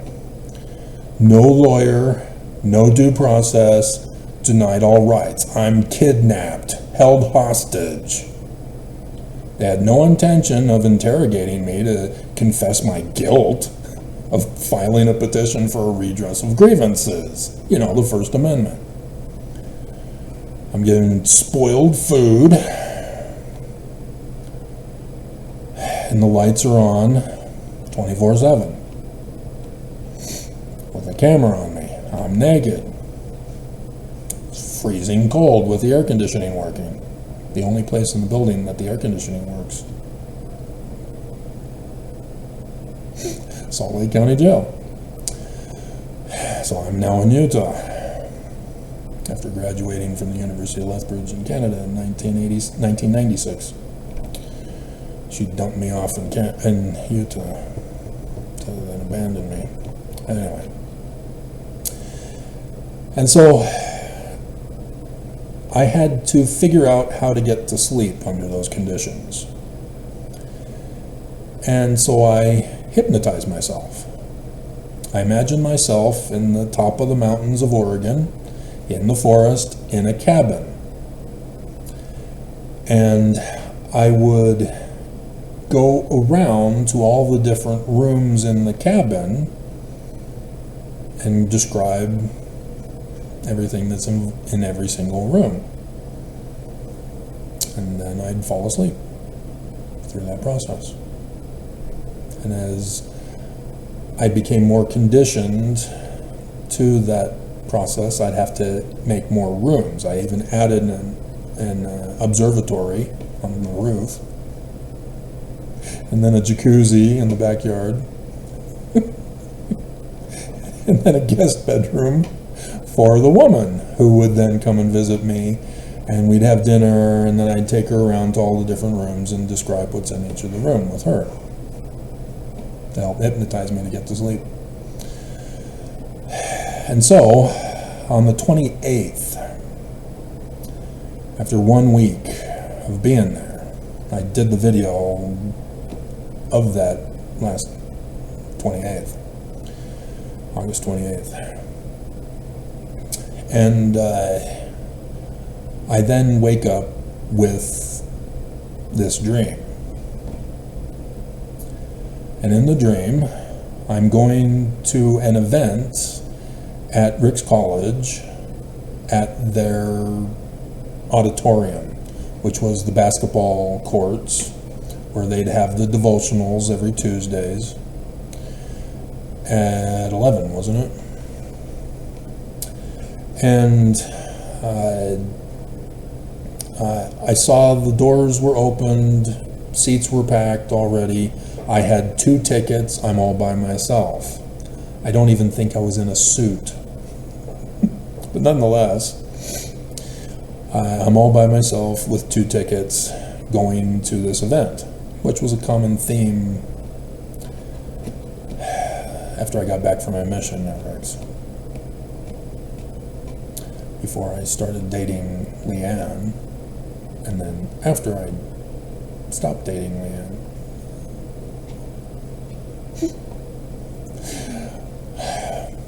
But nonetheless, I'm about to go in when Gordon B. Hinckley and his wife Marjorie, they're dead, remember?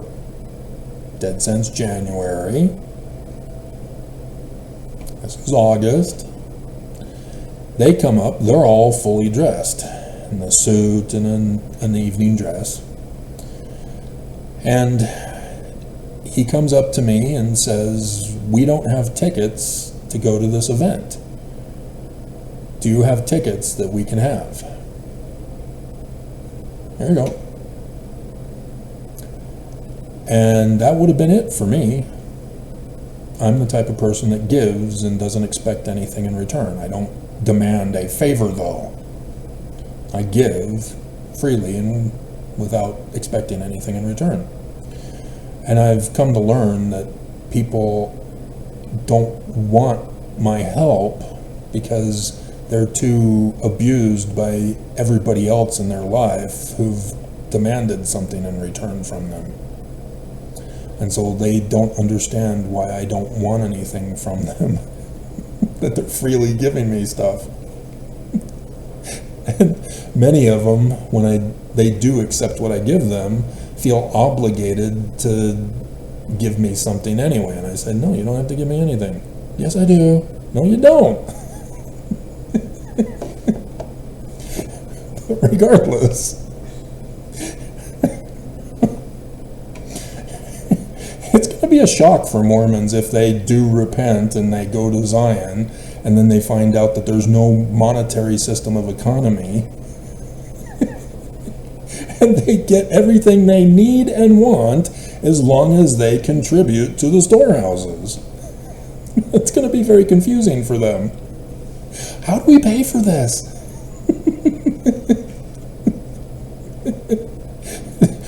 Do I have to do something extra to make up for all this you're giving me? No, take it. Go, get out of here.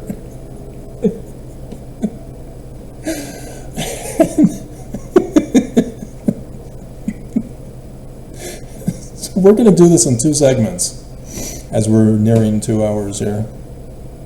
This is the SEER portion part of it. And so Hinckley gives me the key card to his office. You do know that he was the president of the Church of Jesus Christ of Latter-day Saints, only with the keys of Peter, James, and John, which he technically doesn't even have that anymore since Wilford Woodruff died. As the final apostle under Joseph Smith. But nonetheless,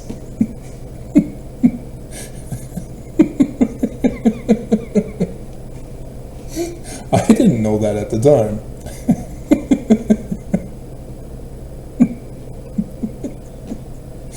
That one I found out through the Joseph Smith papers.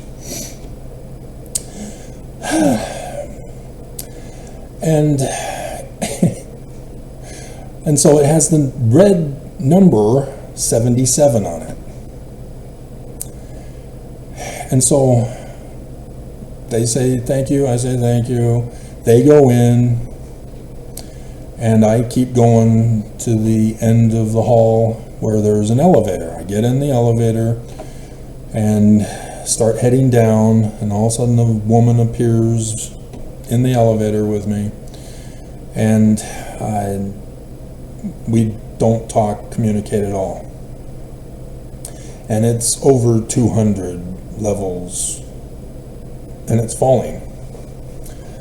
And then halfway through, another woman appears in the elevator.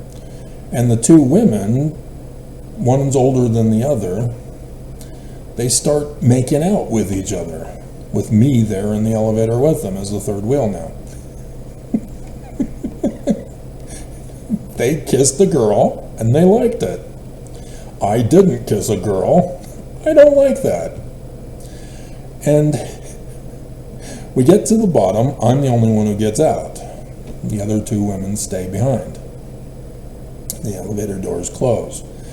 The security for the church is there in a little office space with computer screens, monitoring, security cameras, and bulletproof glass. I go up to the glass window and say, I've got a key card. The security guard comes out of the door, and I show him the card. He takes it from me, goes over to the bulletproof glass wall with the door. If you've ever been in the administration building, you know what I'm talking about. As I had. And there's a key card swiper with numbers to punch in, just as the church had done. And I knew about that. That's why it was in the dream that way. And so I go in, I go down the left side of the wall and see that the numbering is going the wrong direction. So I come back and go down the right side. I'm then told I have 5 minutes left. Oh. Okay, whatever. Dream time is incredibly slower. Because it's actually faster in the dream time, but what seems like 5 minutes actually is upwards of 30 minutes to an hour. It's weird. But regardless, I go past door number 88. Look inside, filled with papers and books, all stacked up on shelves, desks, tables, just completely filling the room. I want to go in and look at them.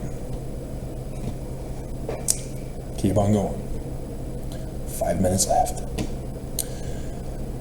Find door number 77, go in, empty. Empty table, empty shelves, except for a post-it note on the desk and a pen. Get the pen, write thank you, as I only had 5 seconds when I got to room number 77, by the way. And so yeah, I took more time, even though the dream time said that I went overtime, but I wasn't punished. And so then I came out and there was a metal, a picnic table, and then the younger of the two women from the elevator then came out to be with me, but I woke up from the dream at that point. And so I'm spending the rest of the week until I would con the psychologist to get me out of there, as to try to figure out what it meant. Is it 88 days and 77 days? But what is the 88 days for and what is the 77 days for? Or is it 8 months and 8 days and 7 months and 7 days? I'm trying to figure how to interpret the dream without my resource materials. And so never could. Until now. This year. But then my mom died in 2021 on 12/1/21/21/2021. 2/1. That was weird, and she was 77 years old. I only found out because she hadn't written me a letter that I didn't read since September. That did not make it with me. I can't find it. I told the guy to bring it. I can't find it. So there was sacrifice being forced out of West Valley into Gail Miller's concentration camp of hell, and then, dear God, making it into this place with my property that I had in a storage unit, that the landlord of the storage unit put an extra lock on it. Dear God. I'm trying to condense boxes so that I can get into smaller and smaller units.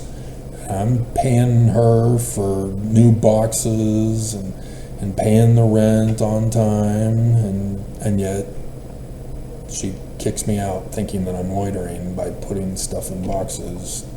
And I just, God. And so yeah, she didn't even show up on the early scheduled day when I was going to move here. And so another guy had to come over and remove her added lock, and I didn't realize that I had paid for my lock, so I got to keep that one. But still, that storage unit, she was just an awful human being. She just, God, such abuse. Running and working for a company, and just Anyway.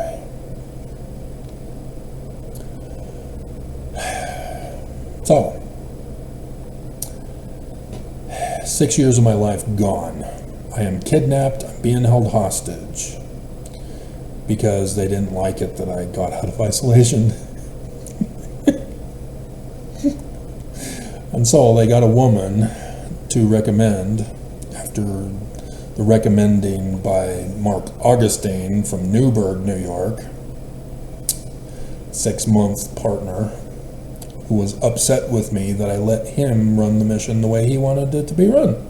If he wanted to go tracting, I went tracting with him. If he wanted to do referrals, I did referrals with him. If he wanted to go to the market and call everybody to repentance, okay.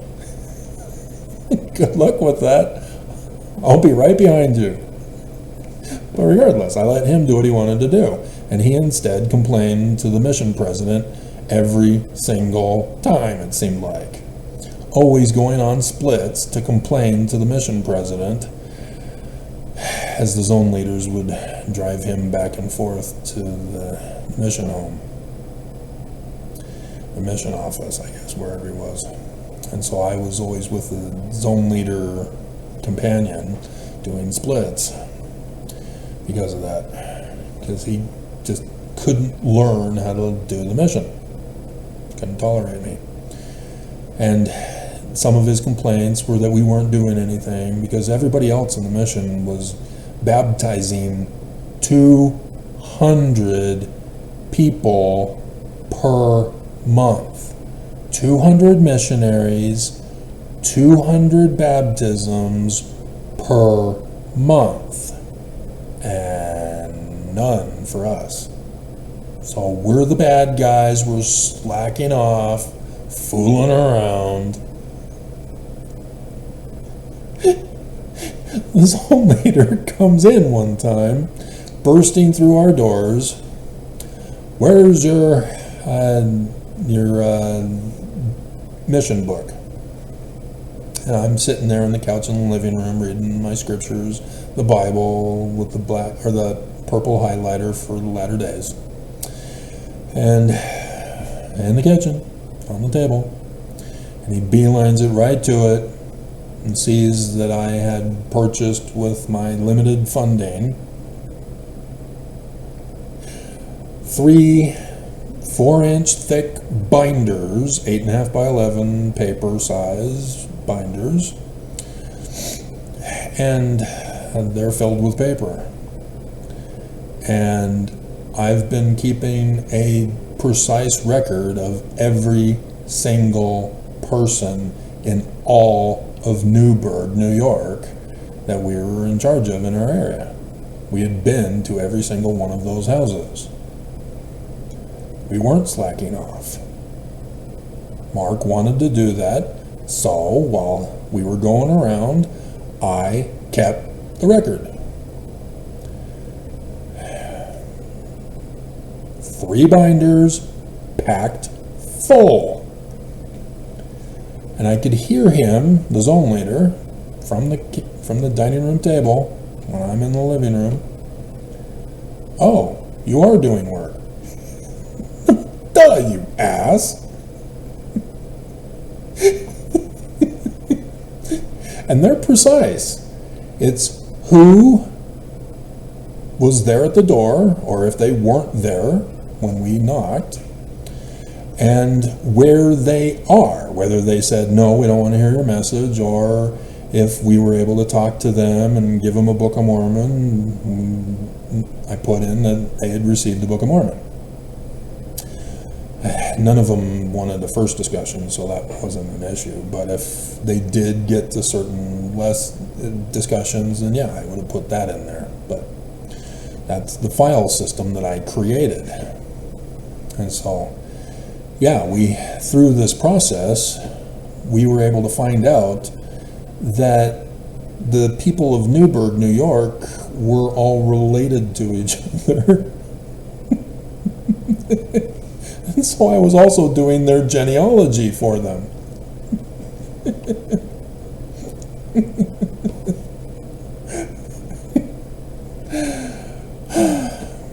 So yeah, that was a fun experience, even though Mark was an ass. And he wanted revenge, I guess. And so there it is. He purposely involves himself in the case so that he can get me locked up. And he's there, sitting across the table from me in the jail, telling me I'm wrong. And I'm going, no, I'm not. Yes, you are. Because the church has to be true. Church doesn't do anything wrong. Church doesn't commit crimes. Jesus! I'm well aware of what's been done to me. You can't gaslight me on this. So nonetheless, dear God, I'm not getting anything else done tonight. Ugh.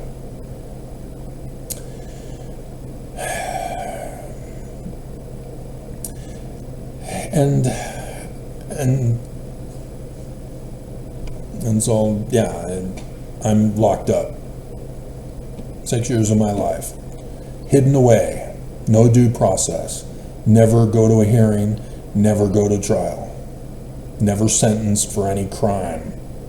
I'm kidnapped, held hostage by my government under the orders of the church.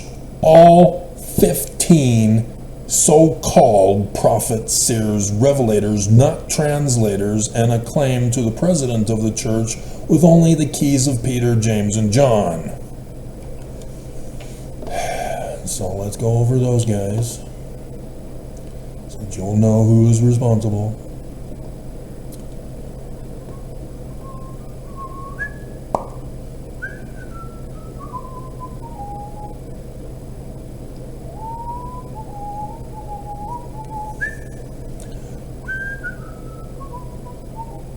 You notice last several days I haven't had cyber terrorism on the computer. Isn't that strange? But yeah, I am expecting tomorrow at least, now that he's back from vacation, to come and get me. He's already shut down the views as of today. So Thomas S. Monson's the president. Henry B. Eyring is first counselor. Uchtdorf, second counselor. And then we had Packer, Perry, Nelson, Oakes, Ballard, Scott, Hales, Holland, Bednar, Cook, Christofferson, and Anderson. You need to understand that in section 107, the church follows this part precisely, not verse 22 though. They will not adhere to verse 22. But this other part, yeah, they have no problems adhering to that.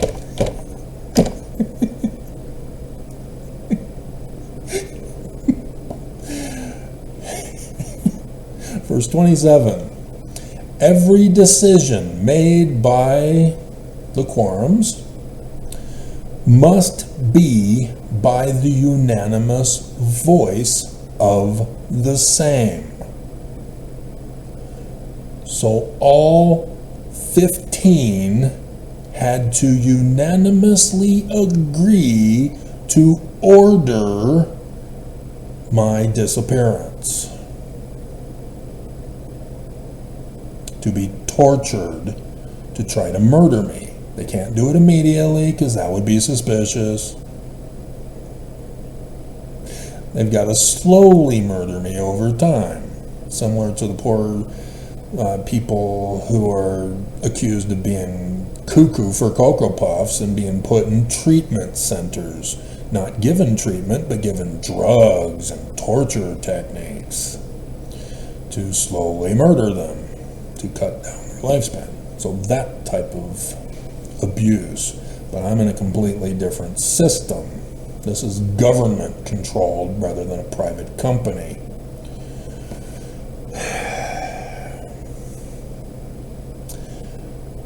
And so every member must be agreed to its decisions in order to make their decisions of the same power or validity one with another.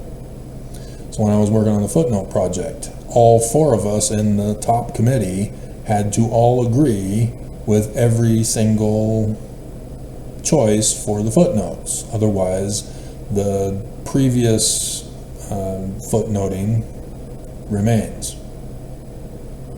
Unless it's a topical guide, Bible dictionary, parentheses, or an IE or an OR. Otherwise, those disappear. And I've gone over this with you over the years on how that works, and I've shown you what they accepted of mine and what they didn't. And then, because of that, David Gaunt split our group in 2.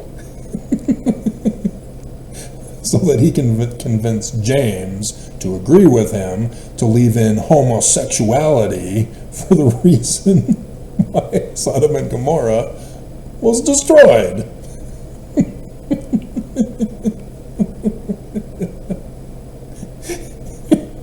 And wanted Jesus in Deuteronomy. So go to those.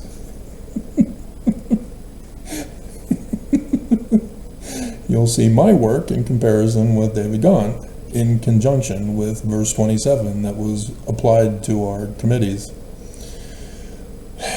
And so here's something you need to pay attention to in the coming days, in case I don't cover it. A majority may form a quorum when circumstances render it impossible to be otherwise. So, if out of the 15, 9 die, the church is over.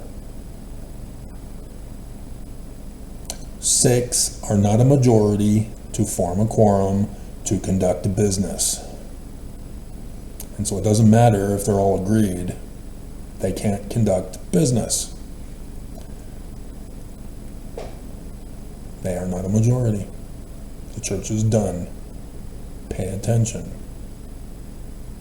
Because it's going to be Mr. Toad's wild ride in the coming days. But we're not done with the visions.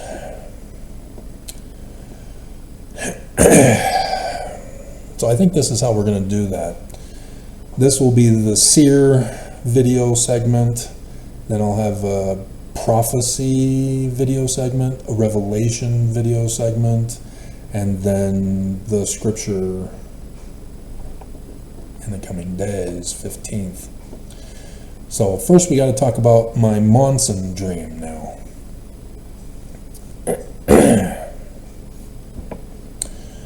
Oh dear God, if we get to 3, it's going to shut off at 3. So I've got to finish before 3, regardless of where I'm at. I'm married again, and I have other dreams, one of which is Jesus, two of which are Jesus. I guess I need to talk about those since this is the dream video. On my mission, New York, New York. I'm in Massapequa Park. I just began. And it's the 3rd companion because Creole Coford now takes over. And in the dream, I guess it was Miyazaki, the 2nd companion, I was killing off the first 3 missionaries that I had. I was brand new, green, and every single missionary was in his final month. I was killing them off. And so Elder Gale already sent him home, as I was the greenie. And so now I'm with Miyazaki, and he had a cassette player that he sold me for 10 or 20 bucks, can't remember what, so that I can listen to the Together Forever tape and the church or the missionary cassette tape of the missionary guide, because that wasn't on the list of things to bring, and my mother was strict. on that, saying only take what's on the list. So I didn't have a towel when I got into the MTC. That first weekend, because it wasn't on the list, and so I didn't have a cassette tape player when I got the missionary kit that had cassette tapes in it. And so in Massapequa Park, they had commercial advertising for the church that you can get a free cassette tape of Together Forever and a free Book of Mormon and other free stuff they were doing campaigns for prior to my arrival. And so we had a stack of referrals as a result. So that was an option for us to do, to work on the referrals or go door knocking, and they were chunky and I was new.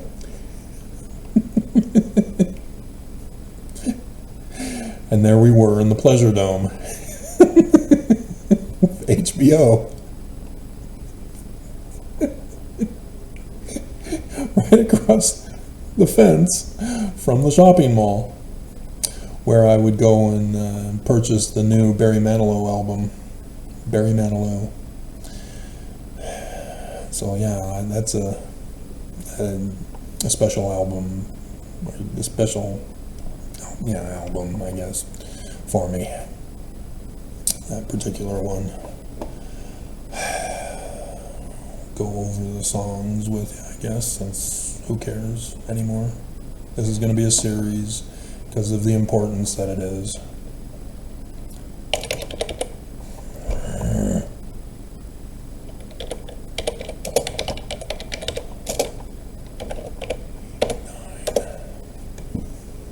Barry Manilow, 1989 album. Yeah. It's just titled Barry Manilow. And side 1, Please Don't Be Scared, with Mindy Sterling. Keep Each Other Warm, Once and For All, The One That Got Away, When the Good Times Come Again. Just an incredible album. Manilow is awesome. Side 2, the B-side, Some Good Things Never Last, In Another World, You Begin Again, My Moonlight Memories of You, Anyone Can Do the Heartbreak, A Little Traveling Music, Please. May 2nd, 1989. There at the cassette player store, cassette tape store, there in the mall. We had to walk across the freeway, though, or the main road, to go into the other side of the shopping center to get to the grocery store, and then have to carry all our food back home. So that was a burden, and it was tough because I thought that my rent was automatically being paid, and it wasn't. And I just going, what the hell? Why didn't this get done? And so after 3 months under Creole Coford, I get a call from the financial officer of the mission, and he's saying, you haven't been paying any rent. It wasn't taken out automatically? You want us to do that? Yeah. And so how are we gonna just take out for the rest of the time until I get caught up, which never will, because it's an expensive mission, one of the most expensive at the time, because they didn't regulate the pricing of missions yet. And so I'm thinking I'm never going to have food ever again. and, and, uh, apparently he called my parents anyway, And my parents were furious. They thought I was fooling around on my mission and wasting it, frivolously spending the money and not paying the rent for my mission. And so yeah, they paid it, but still, now that the rent was being taken out, I literally starved the rest of my mission, where I could only afford a 25-cent Little Debbie bar. We had to pay for tokens to go to the mission, to transfer. I was in Connecticut, and so extra money was taken out for the car and the gas and such, and everybody else in the mission cheated, got extra money from home, and my parents wouldn't give me extra money. They were already pissed that they had to pay the back rent as they went and built a jacuzzi and a pool while I was gone. That's why they were pissed.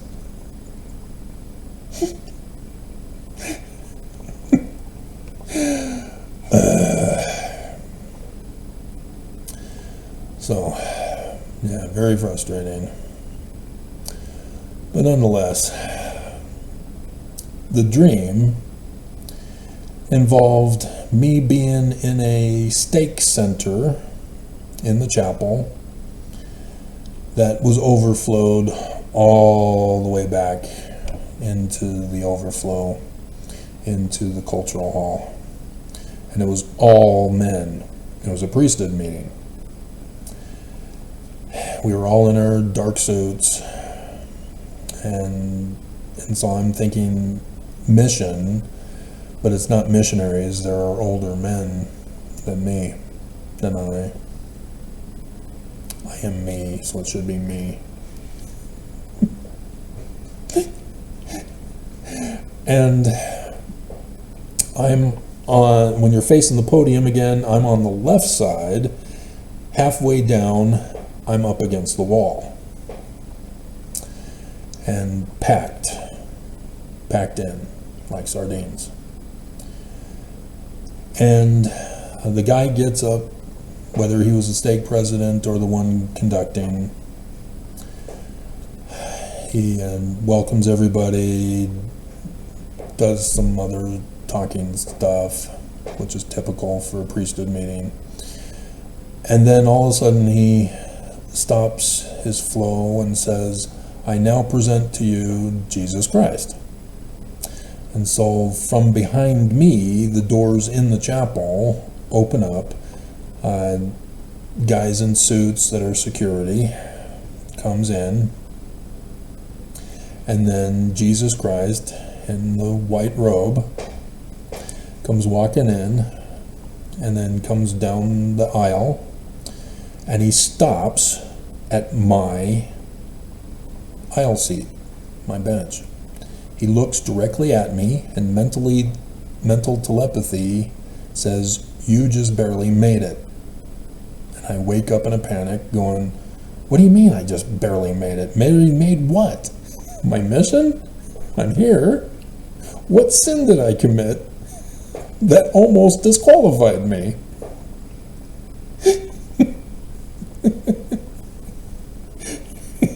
So that was the first time with Jesus. The second time with Jesus was in the second marriage. I am in a field, and it's dark, pitch dark. The only light comes from torches that are set out at each of the crosses, and the whole field was just full of crosses, T crosses. And then the camera of my mind zoomed in to a close-up of one particular cross with Jesus on it. So that was dream number 2 of Jesus. And then also in the second marriage, before she up and left, couldn't handle the stress of the latter days, having to walk to Zion. and thus missed the first sign in the heavens of the latter days before the big sign of my coming. It's just, I don't know how Mormon women think about this. Believing that Jesus is real, believing that Jesus needs to get married in order to go to the highest degree of the celestial kingdom. He doesn't get an exception to have no wives.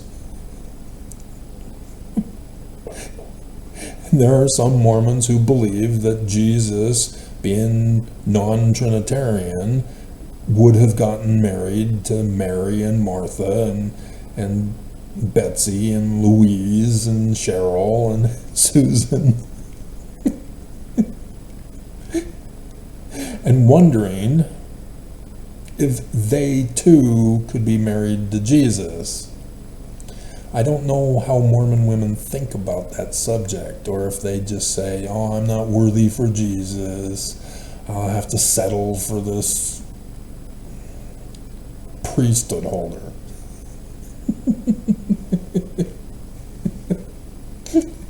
I don't know. I don't know how women are thinking about that. You know, many of the women who are in the older singles ward, realizing that it's not likely they're going to find a guy in this lifetime, and so they're having to put extra faith into Benson, who said that no woman will be denied the celestial kingdom. And so women do believe that after they're dead, they'll be assigned to the perfect guy, because he's going to be celestial. And so many of the women I know have indicated that they purposely passed up numerous marriage opportunities because they can just be faithful and get the perfect guy after they're dead. So I do know that mentality among women. But when you understand that Joseph Smith is the founding Christ in the learning of the Jews, and that a future Mormon is to be the latter-day Christ, I wonder how that would change a woman's thought processes, especially when he's single and available. Technically, he's the most eligible bachelor.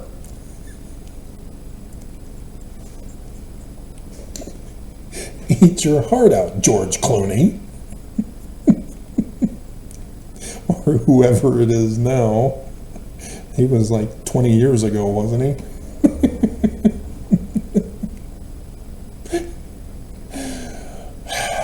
So yeah, this is a massive tragedy that Brigham Young pulled on Mormons. The big con, just like Constantine did. So anyway, nobody will listen to this, so it's safe to say. We got 30 minutes left before I have to end this video anyway. And so, the third Jesus dream is I'm in the Holy of Holies in the Salt Lake Temple. I'd never seen it before, and I didn't even know where it was yet. I would find out later when I would go to the Salt Lake Temple. Somebody would tell me that it's that room there in the center ceiling room in the celestial room. And I was inside of it. And so I saw in perfect detail all of the features in there, in the dream. And the first vision painting on the wall. And then Jesus comes as a pillar of light into the Holy of Holies, and I see him face to face as one man speaketh to another in his full glory in the Holy of Holies. Now there's a fundamentalist Mormon who believes he's the Christ,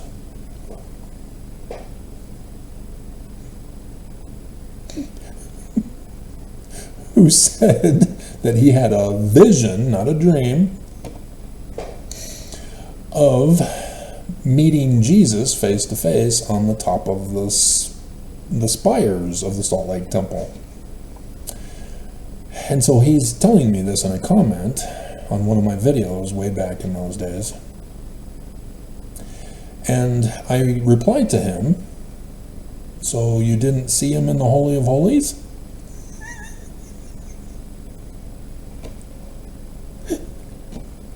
Never heard from him again.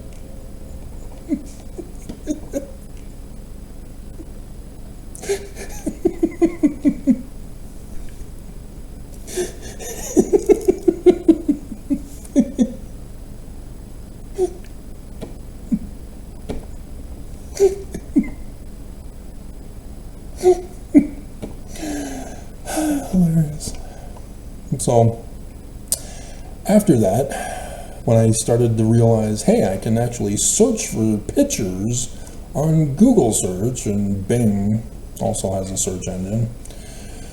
And so I began searching to see if there were any pictures of what the Holy of Holies looks like in the Salt Lake Temple, remembering that dream.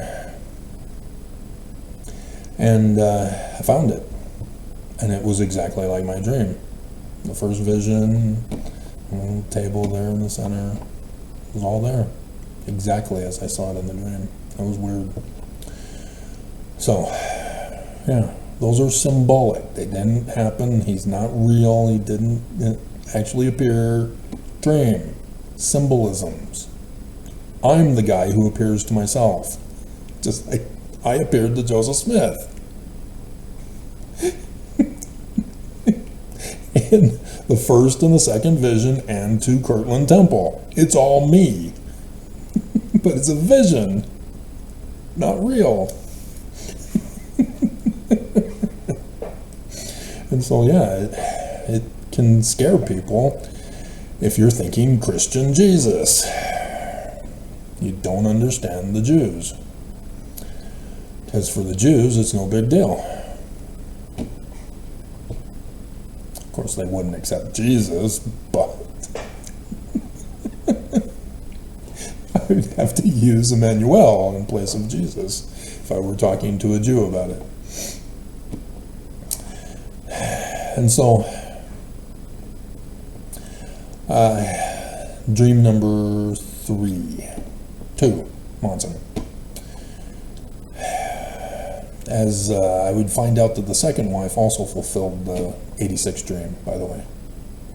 And as of 2020, I realized Mormons also, the church is the bride of the Christ. So Mormons refusing to go with me. 86 dream also being fulfilled. And likewise Mormon women refusing to go with me as a wife, the most eligible bachelor in Mormonism. But you're ugly, and you're old and gray, and wrinkly. Yeah. Can I get a perfect guy after I'm dead? No. I'm the best there is. But not if you're the last man on earth.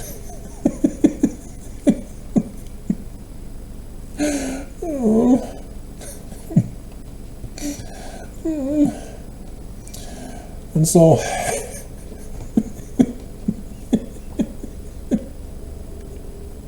Monson, in the dream, I'm living out of a tent. And I find that there's a pair of boots that belong to President Monson. And so I take the boots, I'm shoeless, and I find Monson. He's there with his security. He's walking down the hallway, and I go up to him. Do you want your boots back? He just smiles and walks on. Doesn't want his boots back. I'm in a tent. I have his boots, Monson's boots. The president of the Church of Jesus Christ of Latter-day Saints, with only the keys of Peter, James, and John, which he doesn't even have those anymore since Wilford Woodruff. Not even those, actually. Because Brigham, when he died, that's it. But for apostles, yeah, Wilford Woodruff.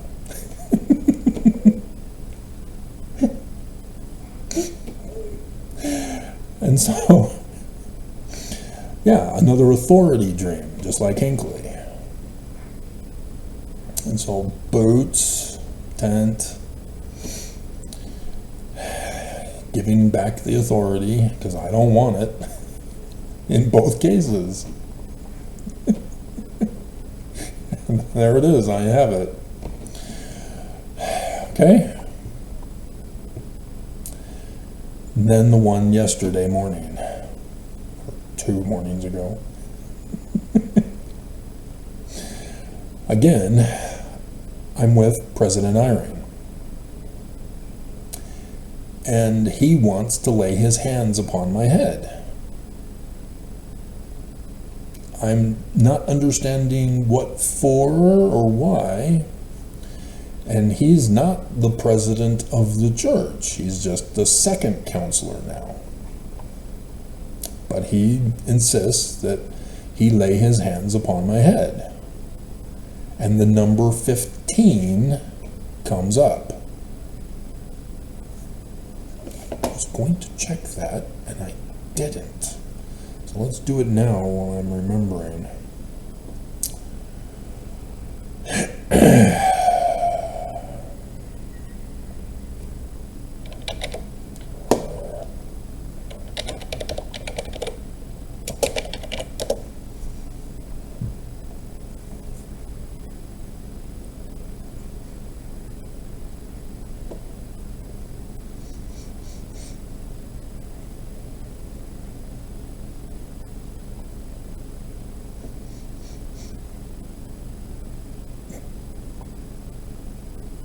There it is, the 2 15s, one for Sukkot, one for Passover. They both start on the 15th day.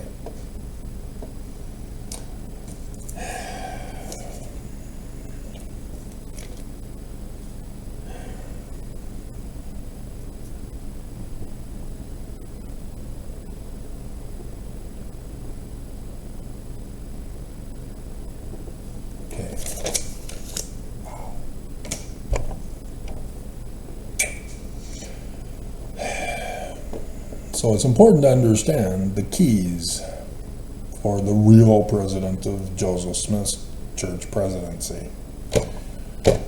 Verse 91 of section 107.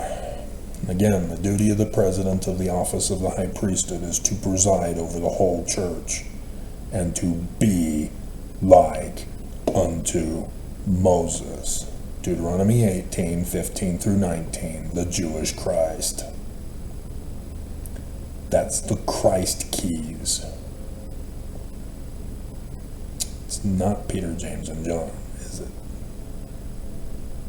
And so, to be a seer, revelator, translator, prophet, having all the gifts of God which he bestows upon the head of the church.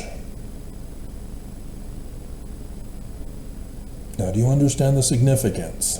This is verse 40 of the 1838 history.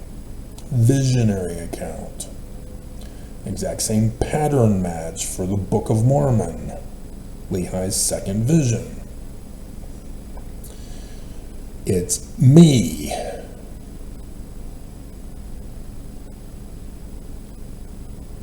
Judge me by my fruits. This was the seer part. We have revelator, prophet, and translator left to go for this series, of which I can't be wearing this beyond the shower and shave tomorrow morning.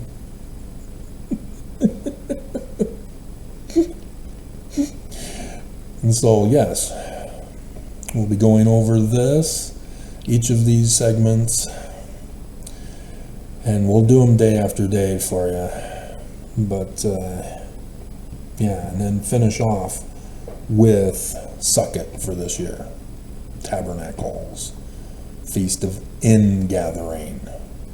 And so let me go over that with you since we have 20 minutes left to kill. So the keys of Moses. So section 110. Kirtland Temple. He sees me and in different names and different keys that I hold. Verse 11 is me, the key of Moses. The keys of gathering of Israel from the 4 parts of the earth and the leading of the 10 tribes of the land of the north. This is the Feast of Ingathering, Tabernacle, Sukkot. It is the Exodus, the second Exodus on the 15th day that it begins in the Hebrew calendar. Getting the picture now? Hinckley, Monson, Jesus, and Irene, not Nelson, not Oakes.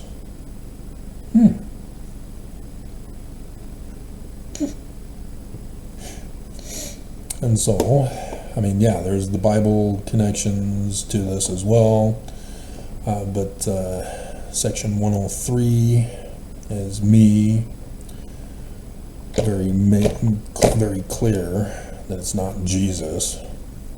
It's talking about the redemption of Zion. Therefore, I will raise up seed, egg, baby unto Mormons, a man who shall lead them like as Moses led the children of Israel. Joseph Smith says that's your Christ. A Mormon is your Christ. And so, Book of Mormon, 2 Nephi, chapter 3, verse 5, Joseph of Egypt is promised a son through his lineage, Messiah ben Joseph, son of Joseph. That's Joseph Smith, the Jewish Christ, the founder that Mormons rejected, and I become the capstone. It's a pyramid, by the way. It's not the chief cornerstone of the cornerstone. Somebody does not know how to translate, let alone build. Nelson. And so, he's being told that Joseph Smith is not the Messiah, but the Messiah shall be made manifest unto Mormons in the latter days. Section 103, verse 16. The Christ. Me, Mormon. Fulfilling all the prophecies, revelations, is a translator and a visionary, a seer.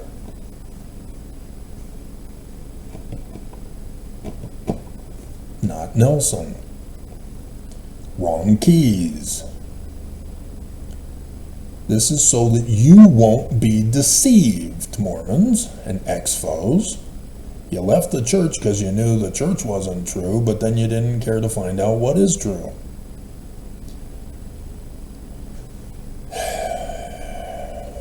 And you need to know this. You need to know me to save you. Because if you don't believe, you ain't going in an Exodus with me. And it's looking like nobody's going. Utter destruction. Kind of important. It's repeated multiple times. So he uses seer, because Joseph was a seer. So yes, I am Joseph too. I also am a branch from Joseph. son of Joseph, son of David Moses the third. And I've told you about him, as I explained how I'm a translator. David Moses the third, Tawut Moshe, of the pharaohs of 18th dynasty, the David Moses dynasty. Went to Armageddon, won to battle the Hittites, and in the midst of the battle, he comes to his temple that didn't exist yet. It may have been a tent, tabernacle, a shrine of some kind maybe, but the little hamlet on Salem, as it was called, which means peace. And we don't know from the Egyptian documents what he did there, but there's some Bible stories about it, but aren't literal history. They're prophecies of the future about me. And so thus, Pharaoh rapes a woman and gives birth to Solomon, Salem, peace. The N is a suffix determinative for king, the king of Salem, the first king of Salem, after he, David Moses III, comes and visits. Then the temple is built, then a palace is built with the throne. And the first king, which is a tributary king to Egypt, the David Moses dynasty, is literally named as a title, the King of Salem, Solomon. And so a son of David Moses III, Solomon, the King of Salem, King of Peace. And so when Isaiah says, the government shall be upon his shoulders, wonderful righteousness, the mighty God, the everlasting Father, the Prince of Peace. Because he's not a king yet. Prince of Salem. The son. And typically, when Pharaoh goes to visit, the leader of the tribe would offer one of his daughters to wife to Pharaoh. And thus they would have access to the dynastic rule over all of Egypt if the first wife fails to produce a son and they have to go to the other wives. That's why the kings of Egypt were involved in polygamy, so that the bloodline could continue for the dynasty. And when an heir died out, the dynasty died out and a new dynasty began. Thus the 18th dynasty took over the Hyksos dynasties of 17 and 18 and was replaced by the 19th dynasty of Set, the murderer of Osiris. And there they were, replacing the Horus dynasty, who restored the original from the beginning. So yeah, it's very obvious who I am. And the church knows it and been trying to murder me. And YouTube is being ordered to silence me on my videos so that you don't find out. Because the church and Jesus have to be true. But it's sad that Mormons come to one video with their Jesus interpretation and automatically conclude I'm wrong. They don't even want to know the truth because they've got feelings.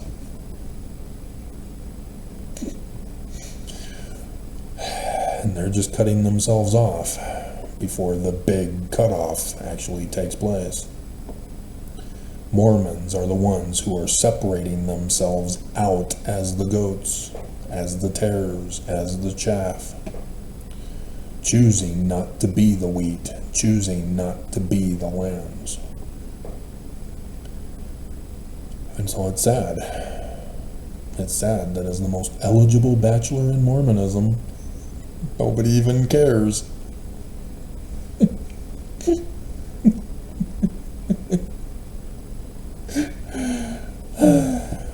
So I have the figure out what kind of thumbnail picture to use. Alrighty, we are done. So yeah, that's the plan.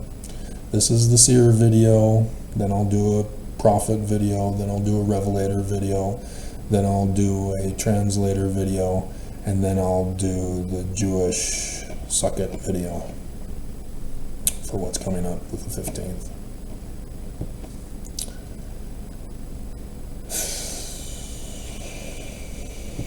So I gotta figure out a title also, and a picture. It could be the second vision picture. Use it for every single one of them. And just put a different SEER for each one. SEER, prophet, revelator, translator. Maybe reference section 107, verse 92, 91, 92.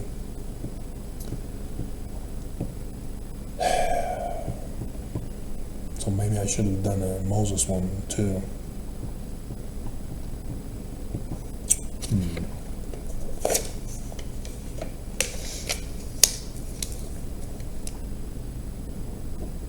SEER, prophet, revelator, translator, and key of Moses, because that's what's necessary. And 77 comes up, and 88 comes up, and wow.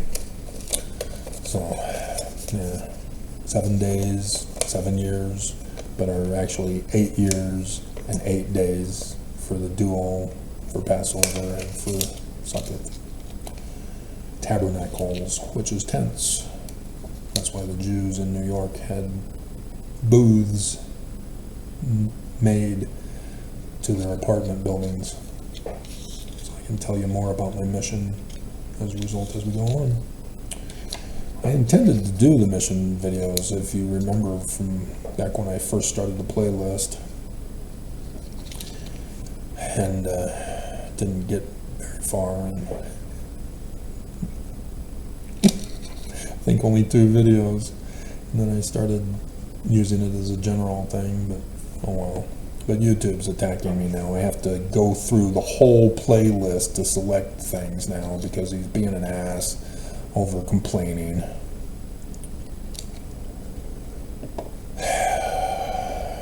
But yeah, this is the kind of abuse I've been getting. And yes, they know not what they do because they don't believe it. Jesus is what they believe. They do not understand I am their Christ, and they are persecuting me. They are trying to hurt me and destroy me and murder me. And they aren't stopping, they aren't getting punished. They get rewarded if they succeed, they get punished if they fail. And all the hate comments and death threats and testimonials of Jesus. And I just,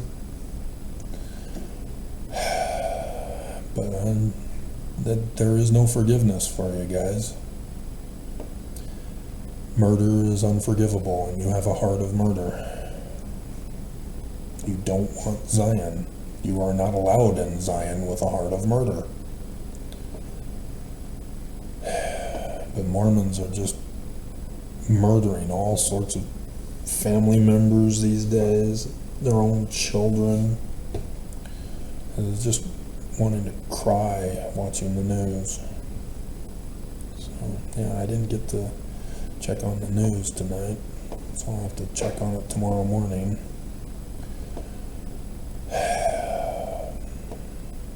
Still try to do the 3-hour video. Alrighty. So here we are, Friday the 13th, and a vision got dropped as I'm being notified. It was 2017, and I've covered this within the last week or two, in which I was in a basement room. I was packing 3 suitcases, and my dad walks in, and I tell him I'm going on a mission. I then take the suitcases and head outside. I'm at the top of a mountain. I'm walking towards pickup truck on a gravelly dirt road, and I probably should talk about that dream too. Stormtrooper dream. That was also an 86 dream. That same summer. I look to my left, and in the grove of trees there are missionaries, little 19-year-old missionaries, because that's my years, not the monsoon changed years.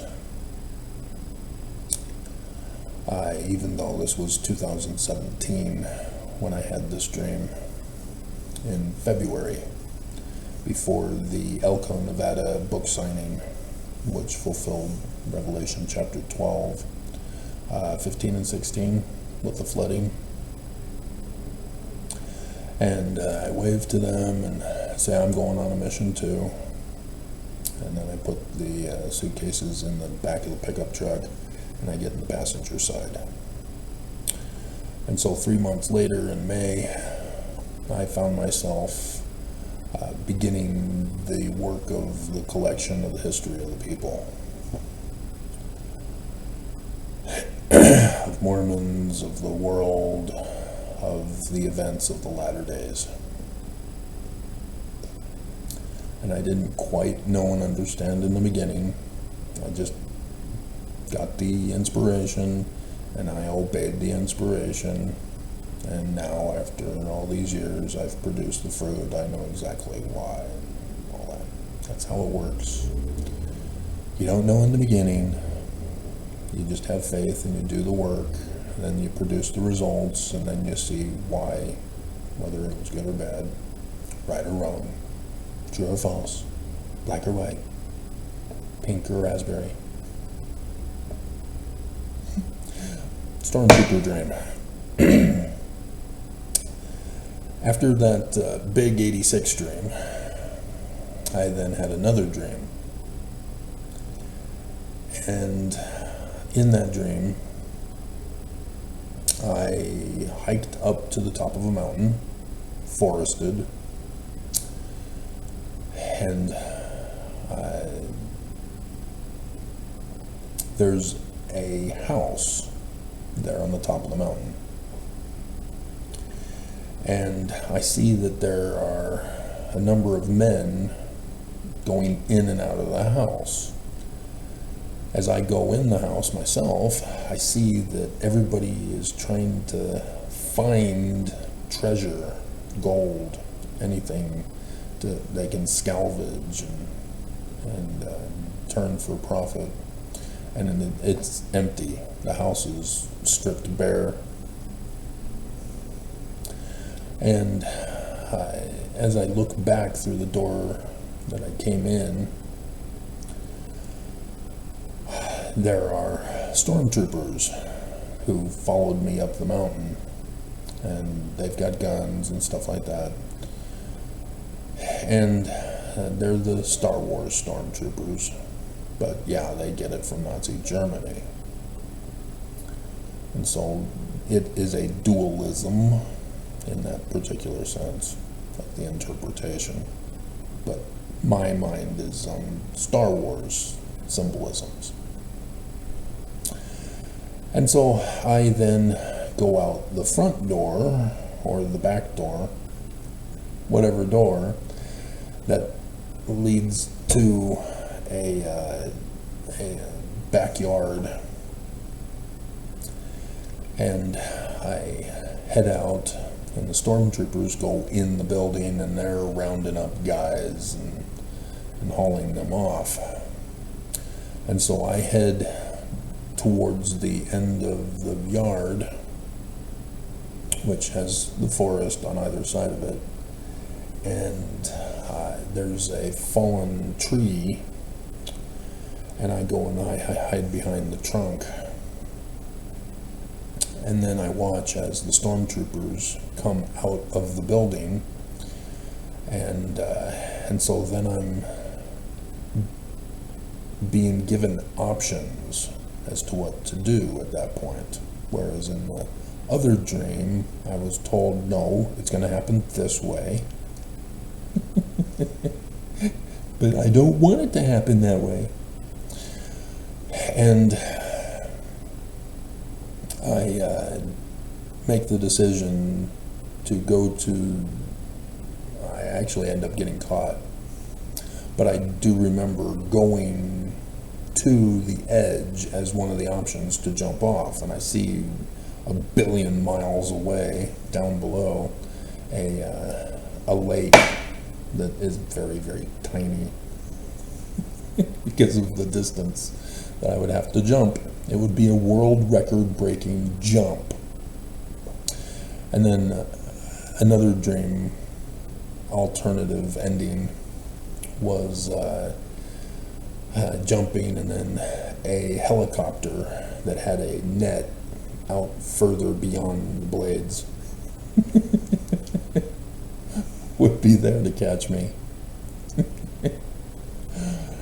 And so that was another option in the dream, but I ended up getting caught and taken into custody. So that was the 2008 situation, where I was locked up in a concentration camp for 6 years of my life, and then had the Hinckley dream. Alrighty? So, and also, we'll do it here as it's SEER vision rather than prophecy vision. This is similar to the getting abandoned at the top of the mountains. In Placentia, California, my mom demanded we go outside and play. And in the front yard, we were playing with a football. And the ball rolled under a tree branch that had stuck out into the yard, and it was dead. It was on my dad's honey-do list, and he just had never gotten around to it. It was low on his priorities. And so I went and got the ball, and in the process leaned right into the dead tree branch that struck me in my eye. And I thought that I had lost my eye and I was never going to have an eye again. And I'm screaming in horror and more so than pain. Mom comes out and takes me to the eye doctor. It's scratched, and it's still scratched to this day on the cornea, as any eye doctor who examines my eyes notices the scratch on the cornea. So, yeah. And so if you don't know, at the beginning of the battle of Horus to restore the throne of his father from his uncle Set, Horus loses his right eye. And it indicates a solar eclipse. But here I am with a branch. Horus would go on to win the whole contest to restore the throne by impregnating Set, giving birth to a branch. Thus, the branch talked about in the Old Testament. And a branch off by Joseph Smith, Sr. about Joseph Smith Jr. and the Christ of the latter days after Joseph Smith in 2 Nephi chapter 3, verse 5. Wherefore Joseph truly saw our day, and he obtained the promise of the Lord that out of the fruit of his loins the Lord God would raise up a righteous branch unto the house of Israel. Not the Messiah, but a branch which was to be broken off. So both Joseph Smith and I come from Joseph Smith Sr. through Hiram for me, and thus a branch from Joseph Smith Sr., who is the stem for both of us. And so thus both Messiah ben David, Messiah ben Joseph, for both of us, as I am a branch, as Joseph is a branch. And so thus both Joseph Smith and I are the Christs in that Jewish interpretation. Without fail, Mormons pretend to be stupid and disregard the Jewish concept and immediately rush to the conclusion of Jesus, and therefore I'm wrong. Without fail. So, there we go. So I've got a long day ahead of me. This is a 3-hour plus video now, and it's going to take all morning to simply just get on my laptop or the program, and then I have to save it, and then